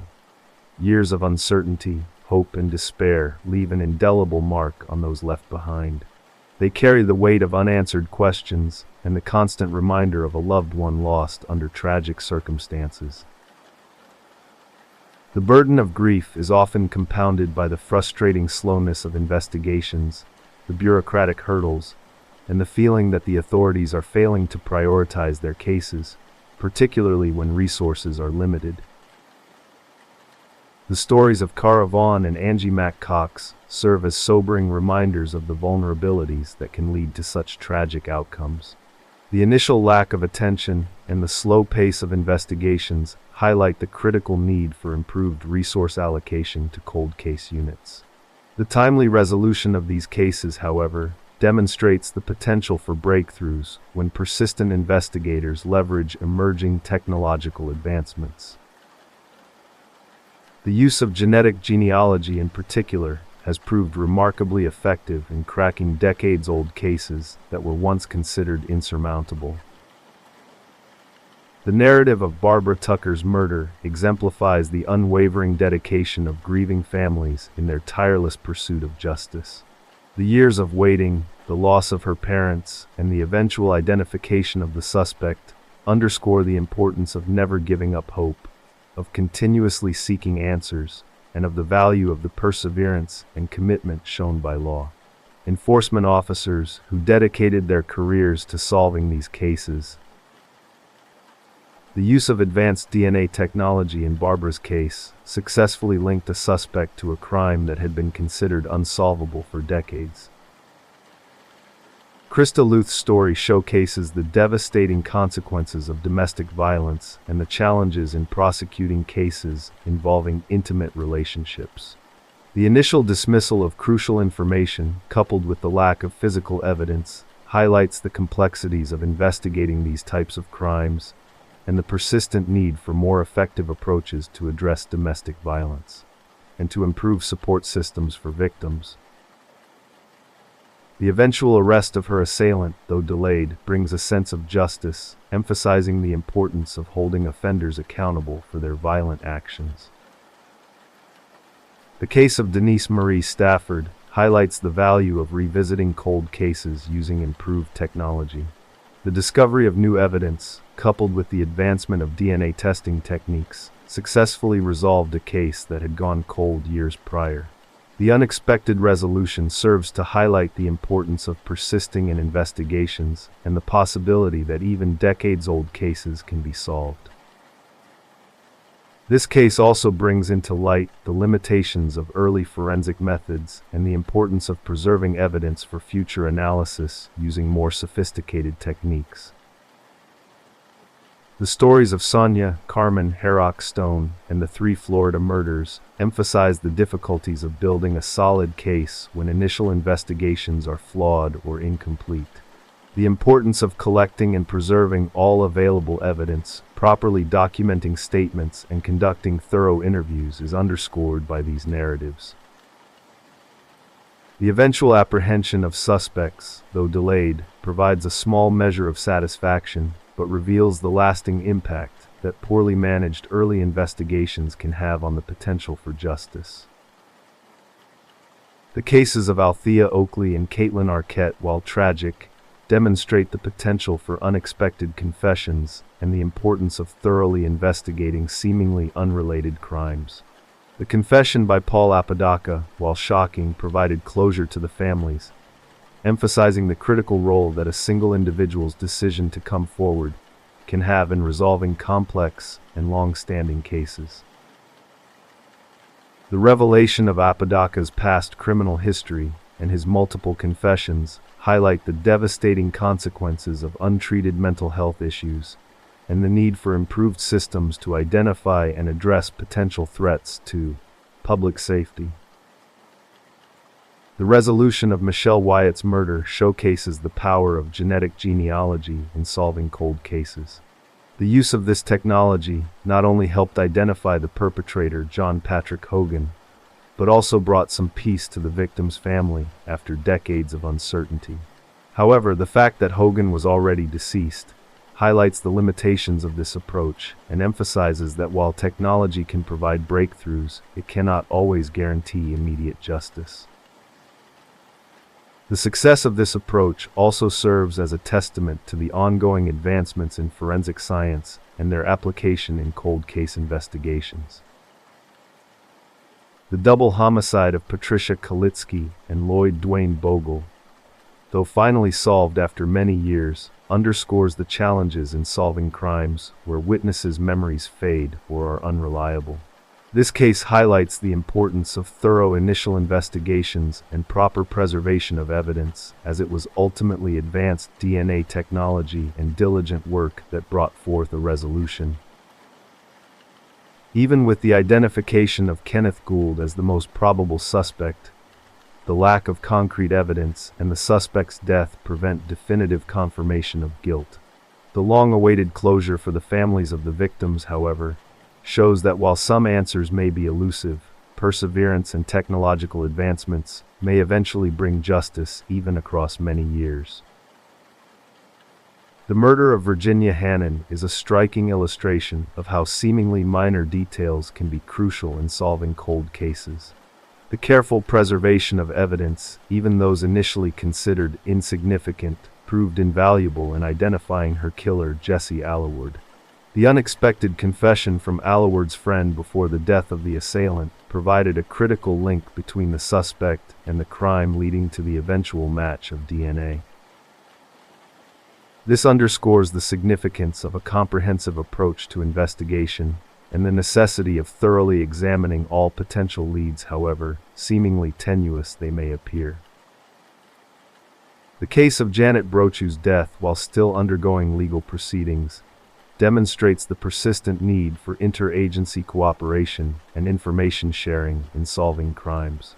The connection between Janet Brochu's and Geraldine Ann Finn's deaths, along with the eventual arrest of Gerald Goodall, emphasizes the importance of linking seemingly disparate cases based on common characteristics and great geographical proximity.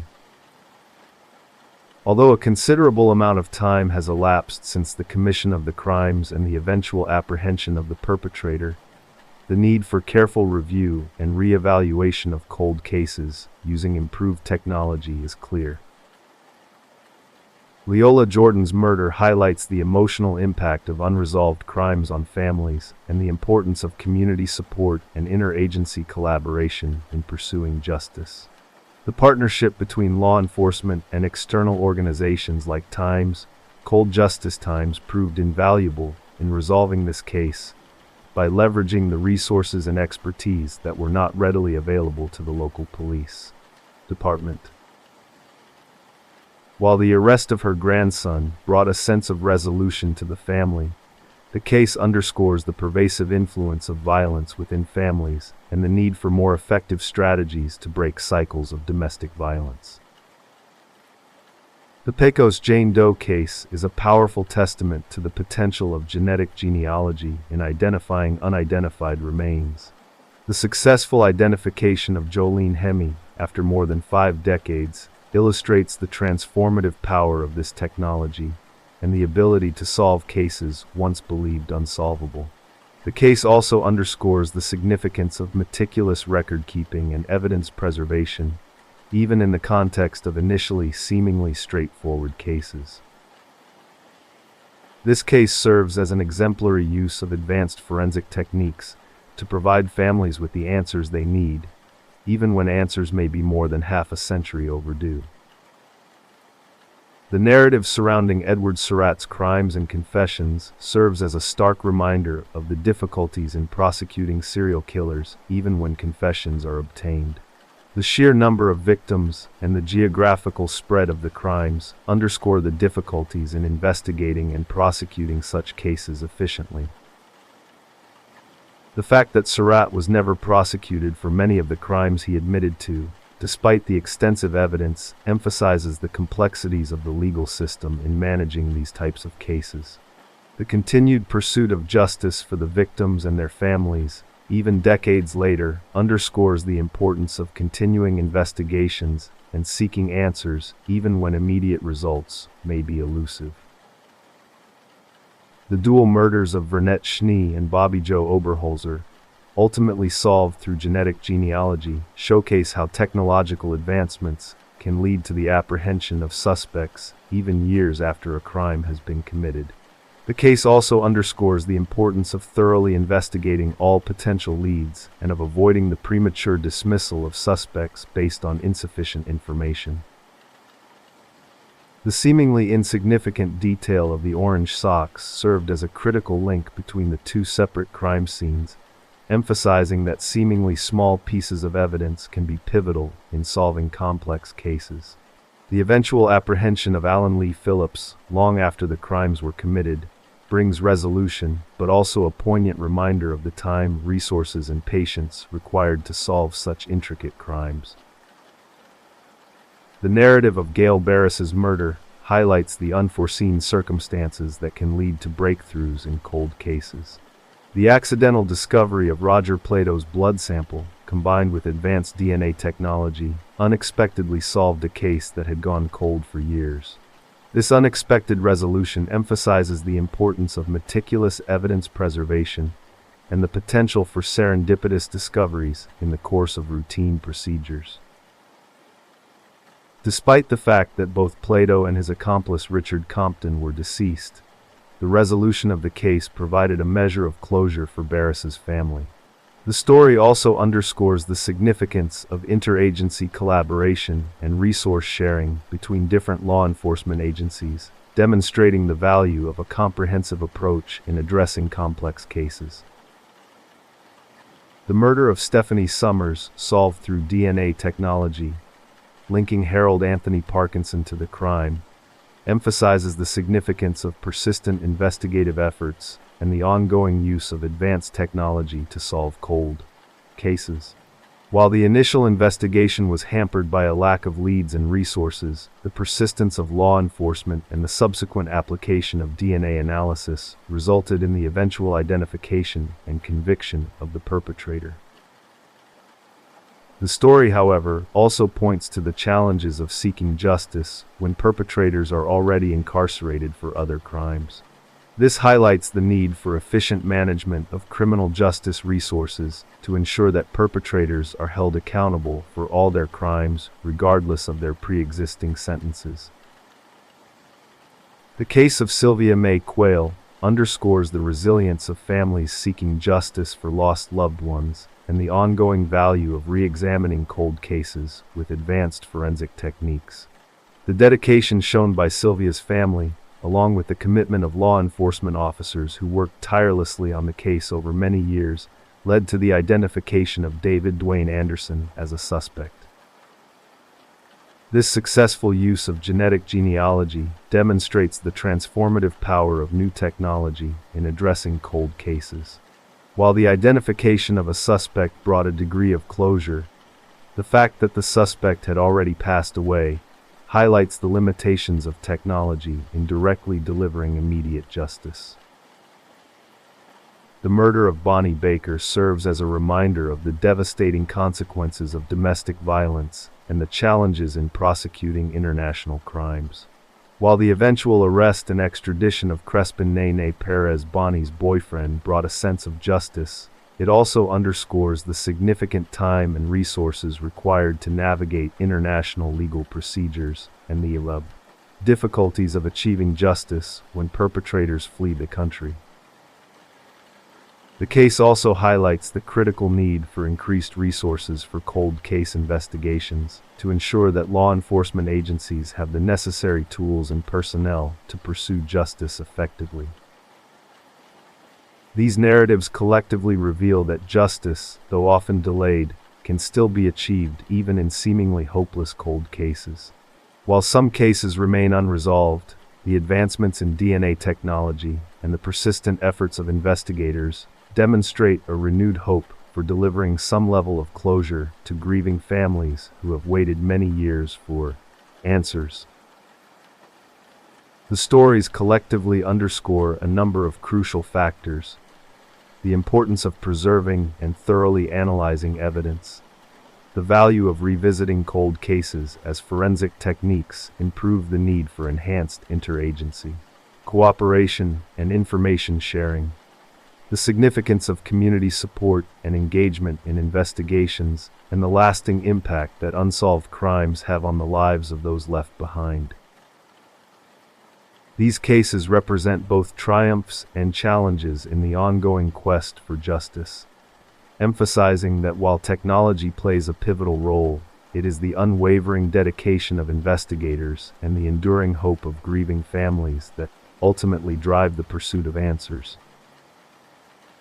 The stories illustrate the critical need for increased investment in resources, personnel, and technology for cold case units. The improved methods and technologies highlighted in these cases have drastically improved the capacity to solve crimes that were previously unsolvable. Further investment in technology and training will yield better results in future investigations. The emotional impact on families continues to be a critical factor. Support systems for the families should also be a consideration during the investigation and legal processes. The narratives showcase the power of persistence in solving cold cases, even long cold cases can be solved with dedication and new forensic technologies. The cases highlight the fact that seemingly minor details often hold the key to solving complex crimes. The details often overlooked in initial investigations can become the linchpin for breakthroughs with the advent of new investigative and forensic technologies. The stories also underscore the vital role of witness testimony, even when accounts are incomplete or initially unreliable. Time and additional information can shed new light on old statements. Advances in DNA technology and genetic genealogy have revolutionized cold case investigations. Yet, the limitations of these technologies are also apparent, particularly when suspects are deceased. The stories of these cases showcase the complexities of international investigations, including extradition and jurisdictional issues. The resources and time needed to overcome these challenges should not be underestimated. The emotional impact on families and communities is a crucial factor in understanding the lasting impact of cold cases. The stories emphasize the importance of maintaining open communication and support systems for families who have experienced such devastating losses. The narratives underscore the crucial importance of collaboration and resource sharing between law enforcement agencies and other organizations. The success in many of the cases is directly related to the level of collaboration. The stories show the need for ongoing training for law enforcement officers to effectively leverage the capabilities of modern forensic technologies. The overarching theme emerging from these diverse cases is the enduring pursuit of justice, even in the face of seemingly insurmountable obstacles. The passage of time, the loss of key witnesses, the limitations of early forensic techniques, and the challenges of international cooperation all present significant hurdles in achieving justice. Yet the unwavering dedication of investigators, coupled with the relentless pursuit of answers by grieving families, has consistently pushed the boundaries of what's possible. The transformation of cold case investigations, fueled by technological advancements, is undeniable. The introduction of DNA technology, genetic genealogy, and improved analytical techniques has fundamentally altered the landscape of criminal investigations. Cases previously deemed unsolvable are now being successfully resolved, providing long-awaited closure to families and holding perpetrators accountable for their actions even decades after the crimes were committed. These advancements, however, do not negate the importance of foundational investigative practices. The meticulous collection and preservation of evidence, the conducting of thorough and unbiased interviews, and the careful documentation of all aspects of the investigation remain crucial components of any successful cold case resolution. These fundamentals provide the necessary groundwork upon which advanced forensic techniques can build.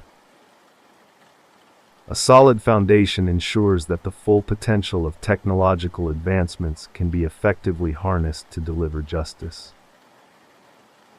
While technological advancements have revolutionized the ability to solve cold cases, they have also introduced new complexities.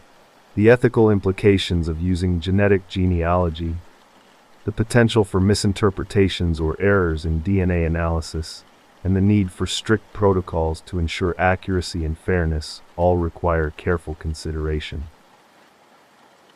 These advancements, while offering significant advantages, also require a robust framework of oversight and regulation to mitigate potential risks and ensure the ethical application of powerful technologies. The emotional toll on families and communities affected by unsolved crimes cannot be overstated. The uncertainty, the prolonged grieving process, and the constant search for answers place an immense burden on those left behind. The narratives highlighted demonstrate the resilience and perseverance of families who, even in the face of despair, maintain their hope and relentless pursuit of justice. Adequate support systems, counseling services, and community resources are essential to help families cope with the trauma and navigate the long and often arduous path toward resolution. The collaborative efforts between various law enforcement agencies, forensic laboratories, and external organizations have been instrumental in many of the cases highlighted. Interagency cooperation, information sharing, and resource pooling greatly enhance the capacity to effectively investigate and resolve complex crimes.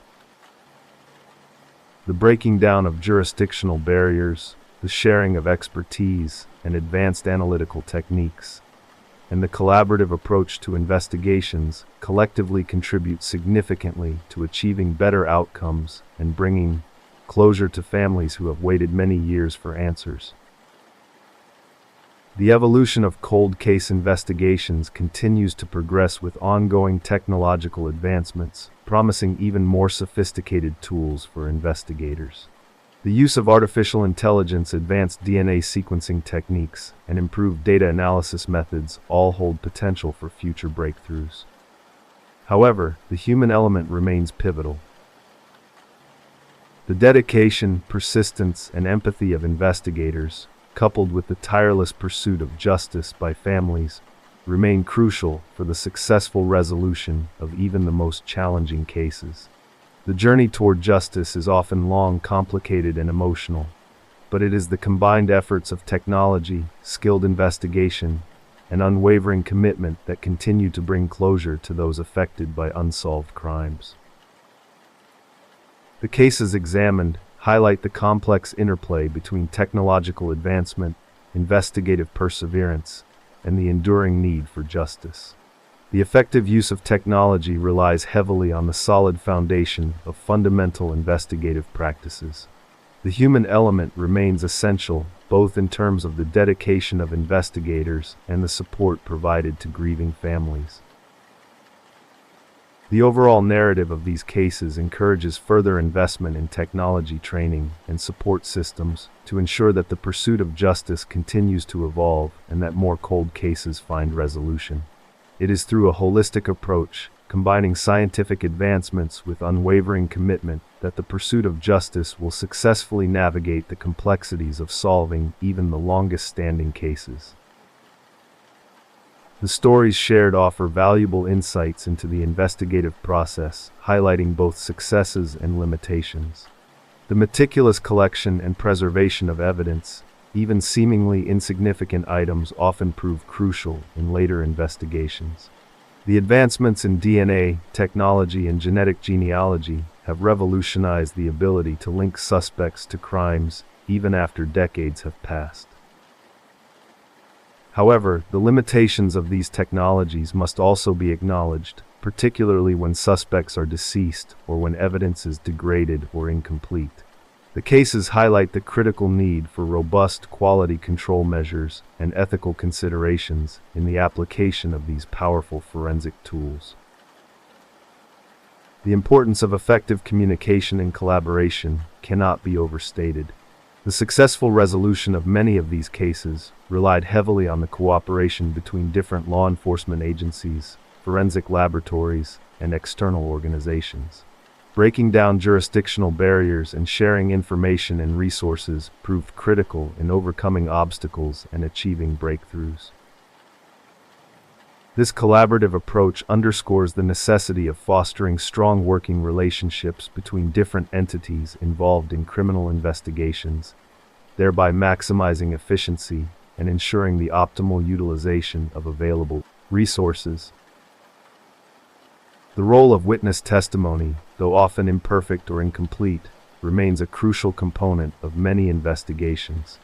While memories fade over time and accounts may be inconsistent, diligent efforts to locate and interview witnesses can still yield valuable insights. The challenges in corroborating witness accounts and the importance of carefully evaluating the reliability of information highlight the need for a comprehensive approach that considers multiple sources of evidence. The stories demonstrate that even seemingly minor details, when carefully considered within the broader context of the investigation, can contribute significantly to solving complex crimes.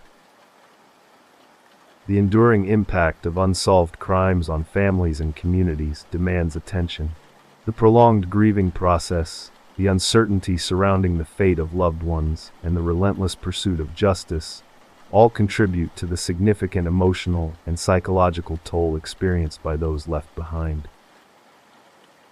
Providing adequate support systems, including counseling services, legal aid, and community outreach programs, is crucial in helping families cope with their trauma and navigate the complex legal processes associated with seeking justice. These support systems are critical to help families navigate the long and often frustrating process toward achieving resolution and closure. The stories demonstrate that while the pursuit of justice can be a long and arduous journey, a perseverance and the relentless search for answers can ultimately lead to breakthroughs. Many of the cases highlighted involve decades of investigation, setbacks, and seemingly insurmountable challenges, yet through the combined efforts of dedicated law enforcement officers and the unwavering determination of grieving families, justice was eventually achieved, although often delayed. This persistence underscores the crucial need for sustained commitment to solving cold cases and for investing in the resources necessary to ensure that these cases are given the attention and investigation they deserve. The narratives collectively serve as a powerful reminder of the importance of never giving up hope and of the transformative power of technology in the pursuit of justice. These cases demonstrate that even the most challenging and seemingly insurmountable obstacles can be overcome with dedication, collaboration, and the effective utilization of advanced technologies. While the passage of time may complicate investigations, the stories demonstrate that innovative investigative techniques, combined with an unwavering commitment to justice, offer renewed hope for resolving even the most challenging cold cases. The continuing advancements in forensic technology and investigative strategies hold immense potential for providing closure and justice for victims and their families. The overarching message from these narratives is one of perseverance, hope, and the ongoing evolution of the pursuit of justice. While the emotional toll on families and the challenges faced by investigators are significant, the combined power of human dedication and technological advancements demonstrates the potential for achieving justice even after decades have passed. These cases serve as both a tribute to the resilience of those who seek justice and a testament to the transformative power of technology in resolving long-standing mysteries. The narratives in their entirety underscore that the pursuit of justice is a continuous journey, one that requires unwavering commitment, perseverance, and a willingness to adapt to new technological and investigative advancements. The successful resolutions in many of these cases highlight the crucial role of technological advancements in modern criminal investigations. The development and application of DNA technology, genetic genealogy, and advanced forensic techniques have revolutionized the ability to solve cold cases, providing breakthroughs where traditional methods had failed. The capacity to analyze trace evidence, reconstruct crime scenes with greater accuracy, and link suspects to crimes across vast geographical areas and extended periods has significantly enhanced the potential for achieving justice. The integration of these technologies into investigative practices has not only streamlined processes but also enabled the solving of cases previously considered unsolvable. However, it is imperative to acknowledge that technology alone is not sufficient to guarantee successful outcomes. The effective utilization of these tools requires skilled investigators, thorough training, and a commitment to ethical practices. The narratives demonstrate that even with access to the most advanced technologies, human expertise, intuition, and perseverance remain indispensable for interpreting data, formulating hypotheses, and navigating the complexities of criminal investigations. The ability to effectively interpret complex data sets, correlate disparate pieces of information, and follow leads requires a blend of technical skills and seasoned judgment. Moreover, ethical considerations, especially concerning data privacy and the responsible use of genetic information, must guide the application of these technologies. The collaborative nature of many successful investigations underscores the importance of interagency cooperation and resource sharing. The effective resolution of cold cases frequently depends on the ability of law enforcement agencies to break down jurisdictional barriers, share information seamlessly, and pool resources to maximize investigative capacity. The creation of specialized cold case units, the fostering of strong working relationships between different agencies and laboratories, and the establishment of efficient information sharing networks are all critical factors in optimizing investigative efforts. This collaborative approach not only enhances efficiency but also ensures that cases are handled with the necessary expertise and attention to detail. The narratives highlight the enduring human impact of unsolved crimes on families and communities. The prolonged periods of uncertainty, the emotional toll of unresolved grief, and the relentless pursuit of justice all underscore the profound and lasting effects of violent crimes. Providing access to comprehensive support systems, including mental health, counseling, legal assistance, and community outreach programs, is crucial in helping those affected to cope with trauma and navigate the challenging legal processes associated with seeking justice. These support systems are critical to enabling affected individuals and families to begin healing and rebuilding their lives. The successful resolutions of many of the cases discussed, despite significant challenges and obstacles, demonstrate the power of persistence and the unwavering commitment of investigators. The willingness to re-examine evidence, explore new investigative avenues, and adapt to evolving forensic techniques has been instrumental in achieving breakthroughs where previous attempts had failed. The narratives underline the vital role of perseverance in the pursuit of justice and the importance of never giving up hope in solving seemingly intractable crimes. This unwavering commitment often extends not only to law enforcement but also to the families and communities who relentlessly seek answers and closure. The stories emphasize the importance of a holistic approach to cold case investigations, incorporating traditional investigative methods with advanced forensic technologies.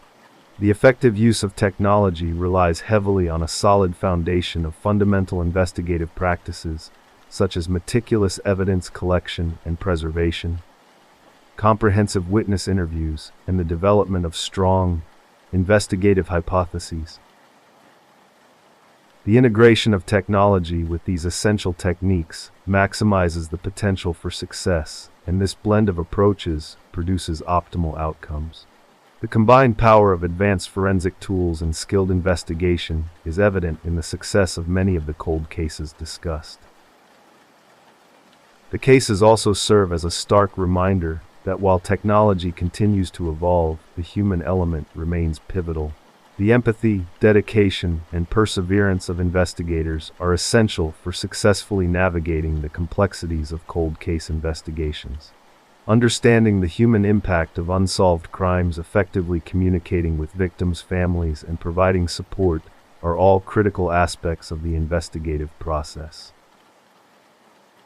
Moreover, ethical considerations must guide the application of advanced technologies to ensure fairness, transparency, and accountability throughout the investigative process.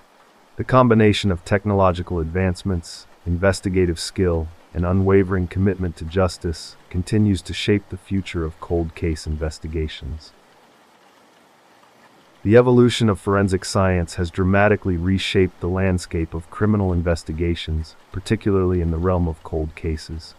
The development and refinement of DNA analysis, genetic genealogy, and other advanced techniques have provided unprecedented capabilities for linking suspects to crimes, identifying victims, and reconstructing crime scenes with greater accuracy.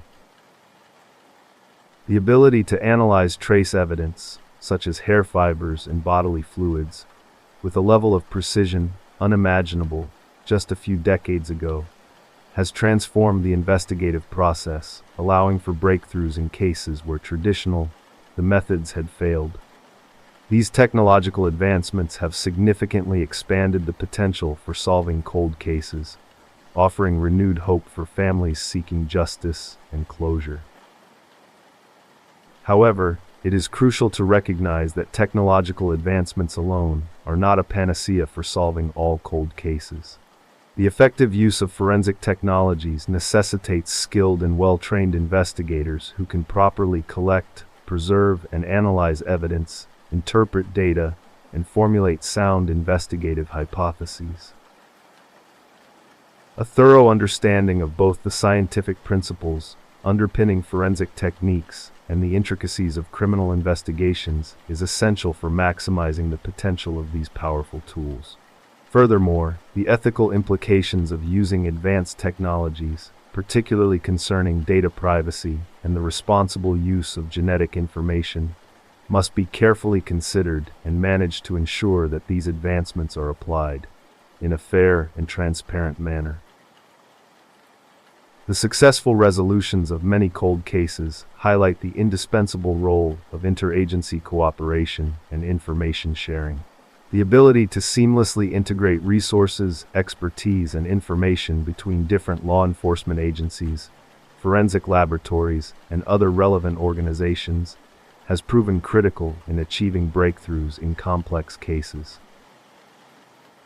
Breaking down jurisdictional barriers, establishing robust communication networks, and fostering strong working relationships between various entities involved in investigations are all crucial for maximizing investigative capacity and ensuring the efficient use of resources. This collaborative approach not only enhances efficiency, but also ensures that cases are addressed with a comprehensive and multifaceted perspective, optimizing the potential for success. The emotional impact of unsolved crimes on families and communities underscores the importance of comprehensive support systems. The prolonged periods of uncertainty, the emotional toll of unresolved grief, and the often arduous journey toward justice place an immense burden on those left behind. Providing access to mental health, counseling, legal assistance, and community support networks is crucial in helping families and communities navigate the complex challenges associated with unresolved crimes. These support systems play an essential role in enabling affected individuals to begin healing and rebuilding their lives after experiencing trauma. A holistic approach that addresses both the investigative aspects of cold cases and the emotional needs of those affected is vital for achieving both justice and healing. The narratives demonstrate the transformative power of persistence and unwavering dedication in the pursuit of justice. Many of the cases discussed involve decades of investigation, numerous setbacks, and seemingly insurmountable challenges. Yet, through the combined efforts of dedicated investigators and the relentless pursuit of answers by grieving families, justice was ultimately achieved, although often after considerable time. This unwavering commitment underscores the importance of sustaining investigative efforts, even in the face of adversity, and the critical need to invest in the resources necessary to address cold cases effectively. The cases highlight the fact that even seemingly hopeless situations can yield positive results with perseverance, innovative techniques, and a refusal to abandon the quest for justice. The stories illustrate the ever-evolving nature of cold case investigations and the continuous need for adaptation and innovation. As forensic technologies advance, investigative strategies and techniques must also evolve to keep pace. The seamless integration of new technologies into existing investigative practices, along with the ongoing training and professional development of investigators, are critical for maintaining the highest standards of efficiency and effectiveness. The ongoing refinement of investigative approaches, fueled by technological advancements and a commitment to best practices, is essential for maximizing the potential to solve cold cases. This commitment underscores the significance of embracing change and adapting to new methodologies and technologies to ensure that justice is served efficiently and fairly. The successful resolution of many cold cases highlights a synergistic relationship between technological advancements and experienced investigators. The most advanced tools and techniques are most effective when used by skilled professionals who understand both the scientific principles and the complexities of criminal investigations. The combination of cutting-edge technology and seasoned judgment is what ultimately unlocks many of the mysteries surrounding long unsolved crimes. The continuing advancements in technology should not eclipse the human element that remains essential in guiding the investigative process, interpreting data, and ensuring ethical considerations are at the forefront. A balanced approach that combines cutting-edge technology and human expertise will maximize the potential for resolving cold cases and deliver justice fairly. The narratives presented offer a compelling case study in the evolving landscape of criminal investigations, highlighting the transformative impact of technological advancements, while underscoring the enduring importance of traditional investigative methods. The successful resolution of many cold cases, once considered unsolvable, stands as a testament to the power of combining innovative forensic techniques with time-tested investigative practices. The cases demonstrate that a balanced approach, one that leverages the capabilities of cutting-edge technologies while retaining a commitment to fundamental investigative principles, yields the most effective results. The integration of DNA technology, genetic genealogy, and advanced analytical methods has significantly enhanced the capacity to link suspects to crimes, identify victims, and reconstruct crime scenes. These technological advancements have proven particularly valuable in addressing cold cases where traditional methods had yielded little progress. The ability to analyze trace evidence, such as DNA profiles from decades-old samples, has provided breakthroughs in cases that previously seemed hopelessly stalled. However, it's crucial to acknowledge that technology alone cannot guarantee success. The effective utilization of these tools requires skilled investigators with a thorough understanding of both forensic science and criminal investigative techniques. The successful resolution of many of these cold cases underscores the crucial role of interagency cooperation and resource sharing. Breaking down jurisdictional barriers, establishing effective communication networks, and pooling resources between different law enforcement agencies, forensic laboratories, and other relevant organizations have all proven essential in the maniases, achieving breakthroughs. This collaborative approach ensures that cases are investigated with a comprehensive perspective, maximizing efficiency and optimizing the use of available expertise and resources. The integration of resources and expertise significantly increases the capacity to effectively address complex crimes and bring closure to families who have waited for years for answers. The enduring human impact of unsolved crimes on families and communities emphasizes the importance of providing comprehensive support systems. The prolonged periods of uncertainty, the emotional toll of unresolved grief, and the often arduous journey toward justice all place an immense burden on those affected. Access to mental health counseling, legal aid, and community-based support networks is crucial for assisting families in coping with trauma and navigating the challenges of the legal processes. The human element extends beyond the immediate victims and families to encompass the investigators, forensic specialists, and support staff involved in these cases. The emotional toll on those involved in the pursuit of justice also requires attention and support. The narratives highlight the resilience and perseverance of families seeking justice and closure. The unwavering dedication and determination of victims' families, often spanning decades, have been critical in pushing investigations forward, maintaining pressure on law enforcement, and advocating for the allocation of resources to detect cold cases. This tenacity, coupled with the investigative expertise of law enforcement professionals, creates a powerful force in seeking justice and bringing resolutions to seemingly insurmountable challenges. Their commitment illustrates the critical importance of maintaining hope, engaging with law enforcement, and advocating for continued attention to unresolved crimes.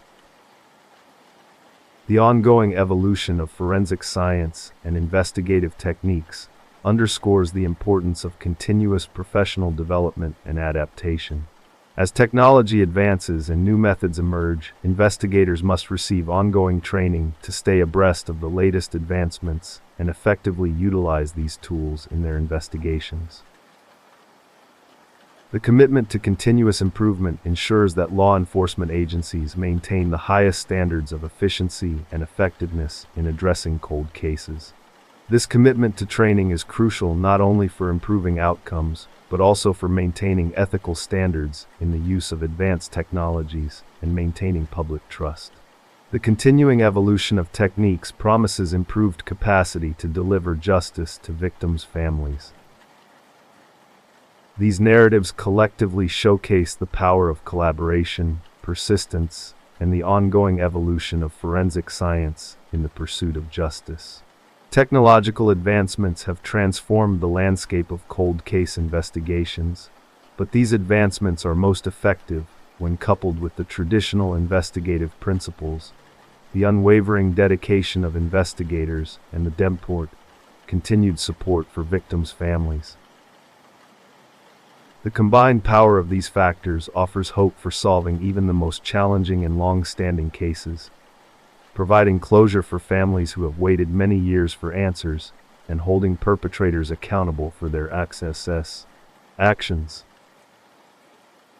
The stories also emphasize the importance of recognizing the human impact of crime not only on victims' families, but also on the investigators and other individuals involved in the pursuit of justice.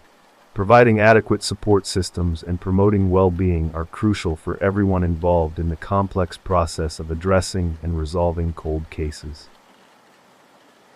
The ongoing pursuit of justice requires a holistic approach, one that considers the scientific, technological, and human dimensions of crime and its lasting consequences.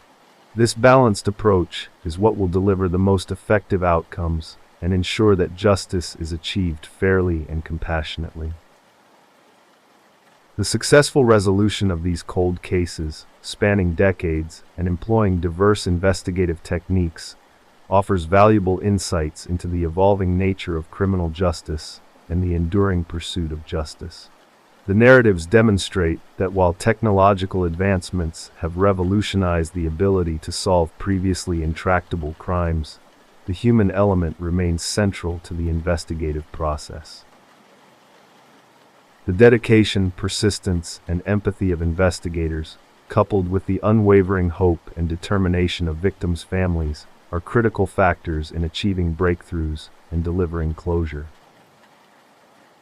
The cases highlight the transformative power of forensic science, particularly DNA technology and genetic genealogy. These advancements have not only enabled the identification of suspects in long unsolved cases, but have also facilitated the identification of victims, the reconstruction of crime scenes, and the development of more robust investigative strategies. However, the narratives also underscore the importance of a holistic approach that integrates technological advancements with traditional investigative methods. Meticulous evidence collection and preservation, thorough witness interviews, and the development of sound investigative hypotheses remain fundamental aspects of effective crime solving. The most effective outcomes are achieved through a synergistic relationship between advanced technology and well-trained investigators who possess a deep understanding of both forensic science and criminal investigative technique. The successful resolutions often involved interagency collaboration and resource sharing, breaking down jurisdictional barriers, establishing effective communication networks, and pooling resources among law enforcement agencies, forensic laboratories, and other relevant organizations proved critical in many instances. This collaborative approach ensured that investigations benefited from diverse expertise, maximized efficiency, and facilitated the seamless integration of resources. The sharing of information, data, and analytical capabilities across agencies significantly improved the capacity to solve complex crimes and deliver justice. This collaborative model serves as a template for future investigative efforts and emphasizes the significance of cooperation in pursuing efficient and effective resolutions in criminal investigations. The cases also underscore the profound and lasting emotional impact of unsolved crimes on families and communities. The prolonged periods of uncertainty, the burden of unresolved grief, and the relentless pursuit of justice all contribute to a considerable emotional toll. Providing access to adequate support systems, including mental health services, legal aid, and community-based outreach programs, is essential in helping individuals and families cope with trauma, navigate the legal complexities, and begin the healing process. A comprehensive approach that addresses both the investigative aspects of cold cases and the emotional and psychological needs of the affected individuals is critical for ensuring that victims and their families receive comprehensive support. The narratives highlight the resilience and unwavering determination of families seeking justice for their loved ones. The persistent efforts of victims' families in maintaining communication with law enforcement, advocating for the allocation of resources to cold cases, and actively participating in investigations have played a pivotal role in many successful resolutions. This perseverance underscores the importance of maintaining hope, never giving up the pursuit of answers, and engaging actively with law enforcement throughout the investigative process. The active involvement of families enhances investigative efforts and contributes significantly to successful outcomes. The cases also serve as a testament to the ongoing evolution of forensic science and investigative techniques. As technology advances, new methods and approaches emerge, requiring continuous training and professional development for investigators. The successful use of advanced forensic technologies, coupled with a commitment to improving investigative strategies, has yielded breakthroughs in cases once considered unsolvable. This ongoing commitment to refinement and innovation underscores the importance of adapting to new methodologies and embracing the potential of emerging scientific and technological advancements in the pursuit of justice. These narratives demonstrate that while technology plays a significant role, it is the combination of technology, investigative skill, and unwavering commitment that drives successful outcomes in cold case investigations. The continuing advancements in forensic science and investigative techniques promise even greater potential for resolving even the most complex and long-standing cases. The dedication and perseverance of investigators, coupled with the hope and determination of victims' families, offer renewed hope for achieving justice and providing closure for those affected by unsolved crimes. The pursuit of justice is an ongoing journey, and these cases highlight the collective effort to achieve successful and compassionate outcomes. The collection of cases presented offers a multifaceted perspective on the dynamics of cold case investigations, underscoring the complex interplay between technological advancements, investigative techniques, and the enduring human impact of unsolved crimes. While technological innovations have revolutionized the capacity to solve previously intractable cases, the narratives consistently demonstrate that the human element, the dedication, perseverance, and empathy of investigators, and the unwavering hope of victims' families remains crucial for achieving successful resolutions. The successful resolutions of many of these long unsolved cases highlight the transformative power of forensic science, particularly DNA technology and genetic genealogy. These advancements have enabled breakthroughs in cases where traditional methods had failed, facilitating the identification of suspects, the linking of seemingly disparate crimes, and the reconstruction of crime scenes with greater accuracy. However, the narratives also underscore the critical need for a holistic approach that integrates technological advancements with traditional investigative principles. The meticulous collection and preservation of evidence, comprehensive witness interviews, and the development of well-supported investigative hypotheses remain essential components of effective crime solving. The most successful outcomes are achieved through a synergistic combination of cutting-edge technologies and sound investigative practices. The collaborative nature of many successful investigations emphasizes the importance of interagency cooperation and resource sharing. The breaking down of jurisdictional barriers, the establishment of efficient communication networks, and the pooling of resources among law enforcement agencies, forensic laboratories, and other relevant organizations have all proven vital in achieving breakthroughs. This collaborative approach maximizes investigative capacity, enhances efficiency, and ensures that cases are addressed with a comprehensive and multifaceted perspective. Effective collaboration optimizes the use of available expertise, resources, and technologies, thereby increasing the likelihood of success and bringing much-needed closure to victims' families. The enduring emotional impact of unsolved crimes on families and communities cannot be overstated. The prolonged periods of uncertainty, the emotional toll of unresolved grief, and the arduous journey toward justice all contribute significantly to the burdens experienced by those affected. Providing access to comprehensive support systems, including mental health, counseling, legal assistance, and community-based outreach programs, is crucial for assisting families and communities in coping with trauma, navigating the complexities of legal proceedings, and beginning the healing process. Addressing both the investigative and emotional dimensions of cold cases is vital for ensuring both justice and healing. The narratives consistently demonstrate the remarkable resilience and perseverance of families seeking justice for their loved ones. The unwavering dedication and determination of victims' families, often spanning decades, have played a pivotal role in many successful resolutions. Maintaining communication with law enforcement, advocating for the allocation of resources to cold cases, and actively engaging in investigations have all contributed to pushing investigations forward and achieving breakthroughs. This steadfast commitment underscores the critical importance of maintaining hope, never giving up the search for answers, and actively participating in the pursuit of justice.